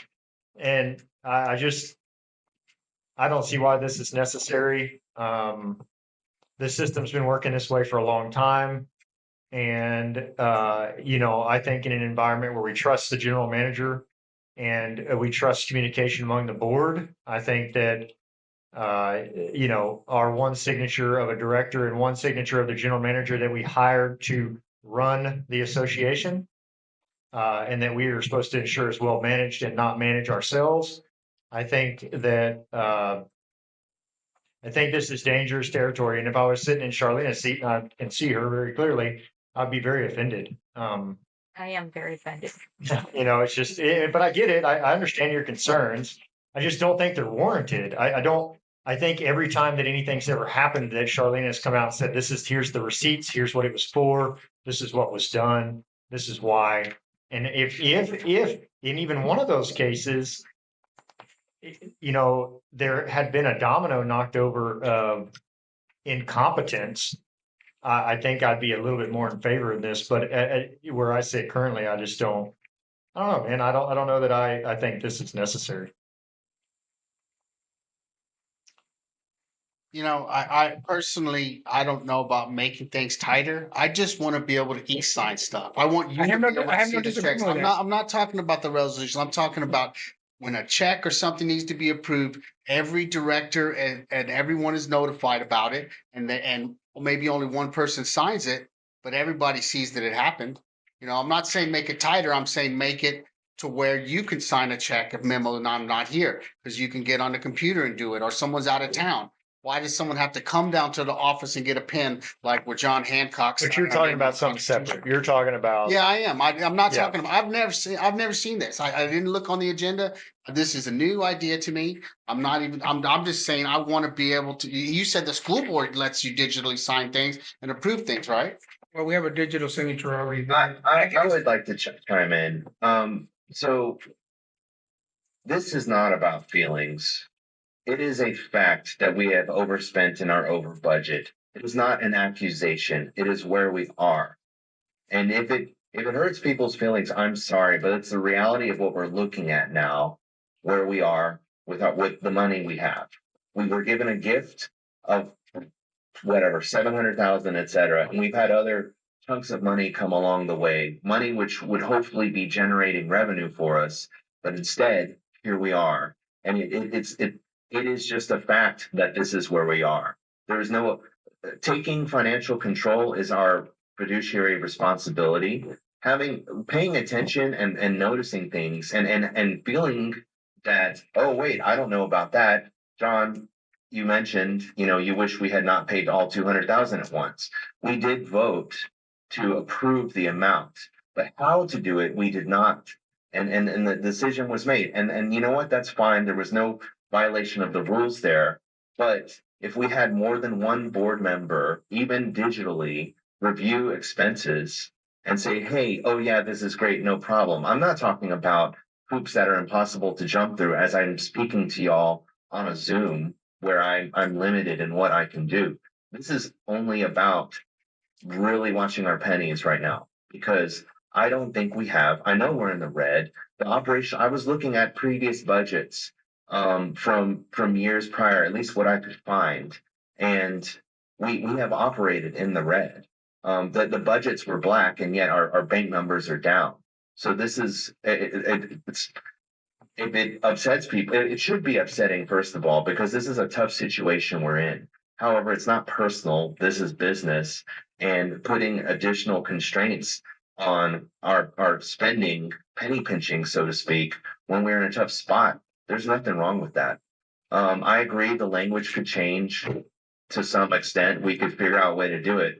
But I'm mostly concerned that we don't become insolvent, which could happen in the next few months if we don't make radical changes now. And that's what we're talking about. But along those lines, an extra eye on whatever check, when I see a check that just says petty cash and it's several $1,000s, I'm like, well, I wonder what that's for. I don't know. There's no way to know. There's no way to know. And I have seen that check like that. There is a way to know. I'm like, well, I hope it was for something worth it, but where did it go in the budget? What part of the budget was it spent on? No idea, no record, no way to have a record, because it literally says petty cash. So anyone could be taking that money. Even if it's legit, we now have no record of where that money went. And that's really problematic to me. It's When in QuickBooks. I have to at a distance see things and I can't see where the money's going, and I see that we're draining our money, it's a real problem. And I don't even need it to be me. I just need a second set of eyes. It could be anyone. I mean, I don't have, an abundance of time to review every penny spent every day. I understand that very much, but like just a second set of eyes, I don't think there's anything offensive about that. It's just about being extra careful when we're really tight. And I agree with you, but I have receipts for every single thing, including petty cash, which all has to be uploaded into QuickBooks when you write that petty cash check. And it tells you every single, you all have access to QuickBooks. You can look at it anytime, but nobody's ever called me and asked me. It's just the same thing as on Facebook. I get accusations all the time, but nobody calls and asks me. So yeah, I am offended by this. I know how to watch pennies. Any of the events that we did, there was hardly any that we did that we lost money. Case of Other, labor, exactly, overtime, a negative. few. Okay, Move on not to, perfect. So I got all right. it. What about the refunded DLP payment then? I thought we were sold that we were going to have a money DLP back. month. Yeah, They charged us. We were told that we were going to get the money back. he gave me half off of the month. He gave me $5,000 back. And Jason wanted them to do street striping. And I said, I don't feel comfortable with them doing it free. So I said, I don't feel comfortable getting that $3,000 back that I paid, because that's way less than what it would cost them to street stripe. He felt comfortable giving us back to 3,600. So if you weren't He comfortable asking, did. He gave me $5,000 that was back. that what you already previously said he was going to give off half. That was a separate deal you made with him. I brought it up in the board meeting. He said, "Oh, y'all paid for that? Oh, I'll pay you back on On a that." side note, you didn't say that, Jason. Absolutely. Get the board meeting out. Get the notes. I said on a side note. I said, in the I board said, I meeting. said in the board meeting to that dude, we paid 3,600 for something we were told was going to be free. Heck, what did you He said tell he's gonna me give it- out of the board meeting? I said, try to get him to do the street striping. And you said, I'm okay if they don't have to pay that, if they do the street striping, Jason. So either the money or the street striping. Have we made any progress on street striping or getting the money back? Either one. You got the money back. Yeah, I don't we- know. I don't think we did. I don't get the have a money. bookkeeper. I've been doing that alone. I don't have Well, you don't need a another bookkeeper person. to tell that dude to give us $3,600. You just call him and tell him Jason, to do it. You just need to be quiet. Oh yeah? Yes, Oh, that's you are just rude. is that how you talk All to right, to sorry, the at board? this point, we're fine. I have to write you up on that. Do it All right. and fire me. Oh, well, I can't do that by myself. Well, get the board to do it. Okay. Aaron, just a clarification. I think it's a good discussion we're having right now. But I'm willing to take full responsibility being in the driver's seat. And I have been in the driver's seat for the last 5 months by myself. So we're all responsible. And but I have no knowledge of anything that has been totally out of whack in regards to how the current process is working. I agree that maybe we could do it digital so I can sign it from my house, or but it something this simple really has been. Your idea is it's a fair idea. It's something to consider. Definitely, I need to go to sleep on it a little bit longer. So the thing is this, we all took an oath, and this is not an attack on our GM. This is me saying that I should uphold my oath, the fiduciary responsibility. That's all there is to it. When we are depleting our funds, which we are, we all looked at the numbers today, and the funds are just going down and down and down. We have to put on the brakes. This is just that. It's not anything else, and it's also not personal. I see checks get signed. I see checks go out. And I also see our bank account dropping. That's it. So the question remains, currently with $100,000 in our account, how long do we have money still in the bank with our current expenses, payroll included? How much time left do we actually have? Because to the beginning, back to the budget, it's just going down and down. So how much longer do we how much more time do we have with our current bank account?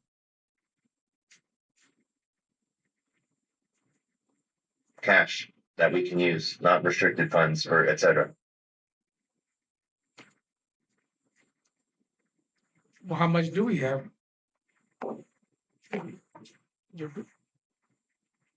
got We have 145,000 in our regular fund, 40,000 in restricted, and then 123,000 in. Well, I don't have the labels of the funds in front of me, just corporation and the number. I think the numbers will change once we decide on a budget. Once the budget decided, then we can revisit this. But I mean, the numbers in the bank account, that's hard currency. It's hard numbers. It That's doesn't the matter thing. what budget we set or we well, the don't. budget will indicate how much more we're going to cut. Okay. That's that hasn't been decided yet. We're making a decision without a budget yet. Right. And that's why we're here. Right. But we've been operating over budget, and that's clear in the actual where we are, and it's been the same for previous years. If you look at the previous budgets, which I did dig through and find them, We've been operating in the red. That's for years now. That's why we are where we are. We have not had a black budget. I mean, we may have had a black budget, but we didn't hit our mark. So here we are, and that's what the resolution is, just another break on it. It's nothing personal against anyone else. It's just oversight. FYI, back in the day, the board always required a two signature. When that went away, I do not know. We have two signatures. for Two that. director signature. Always if there was any check back in the, I don't know when it went away. It's been like that for 5 years. FYI. And honestly, it would protect Charlene too, because all those accusations would have to stop. They would have to go to the Right. board, get co-signed, Absolutely, not yeah, her. for So you sure. need- That's that's right. not fair to her. Who was on the board when it went away? I don't know. It was like that when I Signed called. checks, Lauren signed checks. It's been So like this for 5 years, so it must have happened 5 years prior. Because it's always been two since I've been on the board. Really, now it's requesting three. you don't need to have three signatures. You can't figure it out. I mean, the money, you can't see that, then three signatures isn't gonna make it better. No. No, it just takes the pressure off you, because then it's the director's fault for signing it. At least two of them, not just one person, not just one director. The issue is, we may be dealing with a reasonable board right now. In the future, what happens is if someone has a personal issue and they refuse to sign a check, or a number of directors refuse to sign a check, everything's gonna come to a standstill. I mean, if you can't get 2 out of 5. That only people applies to if it's approve an one expense, director there's a against problem the with it, remaining okay? four. Like for I'm just real, saying- I'm not saying 4 out of 5 I'm just majority saying- of all this, like, Yeah. ooh. So it's just something to consider. It's a discussion, right? But Veronica is certainly right that would certainly get less people wanting to blame Charlena for anything because 2 directors would have put their name on something. Yep. How difficult would it get to be electronic? I mean, I don't know. I don't know, because I can't even get the checks done for Fidelity, and I've been working on it for 2 months. I'm sorry, I might sound a little snippy. Please excuse me. I'm You know, no one actually has to sign a check. Let's say that we set up a DocuSign that hold on, a DocuSign that has what the expense is for, the invoice, and then people get on and digitally sign it. It's not, doesn't need to be a check. You can bill pay a check. You can ACH money. You can pay it on the credit card. This isn't like 1985. There's a lot of ways to pay money besides getting out a pen and signing it on papers with a quill pen or something. You know, that's the point. We can do it in a modern way. It's not a big ask for 2 out of 5 people to be able to get on their computer or their phone and e-sign an expense that has all the backing documents that go with it. I would agree there.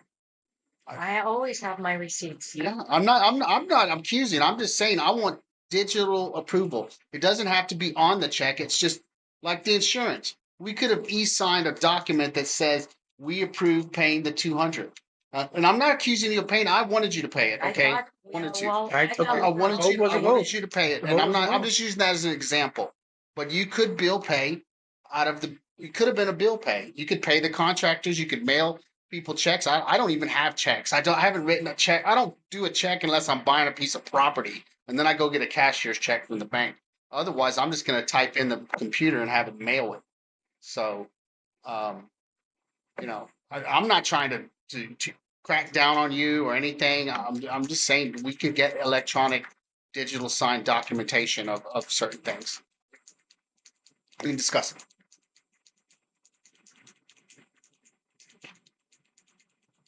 All right. So we done with this item for now? I think so. Okay. Next steps. Meet Monday, please.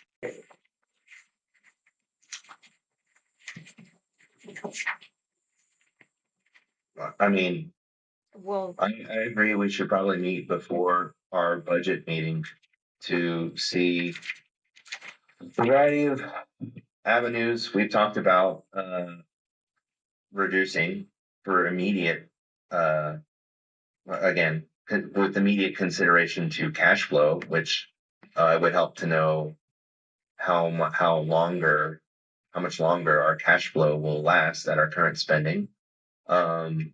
I'd also like to see a capital budget, as some of the things discussed here are capital expenses. We have, our restricted funds specifically for that. And there's also a resolution I found from a previous board, I think 2022 or 23, somewhere around there, about a capital budget. Now it gets divided up. So it's actually a requirement. It's also been a request of mine since the last meeting. Because we have capital expenses and they show up in our regular budget, and then we have to switch them to restricted fund expenses without a budget that we're actually using. We just pull it from restricted fund, which is very limited in size.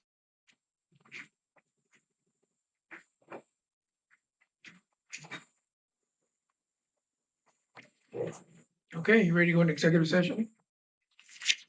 I am. Aaron, Sure. it's 3:25. At this time, we will be going into executive session. Take 10 minutes. 10-minute break. Thank you.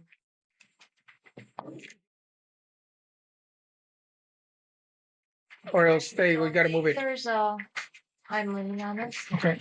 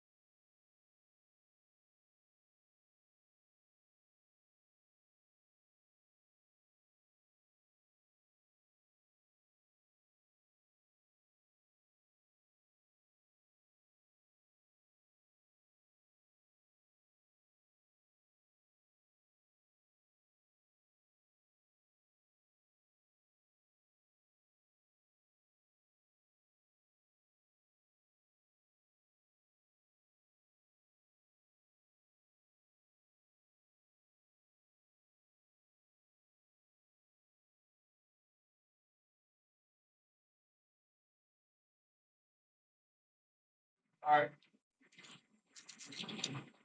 We're returning back from executive session at 4:55 PM. The workshop was completed earlier. No decisions were made in executive session. This meeting is adjourned at 4:55 PM. Thank you.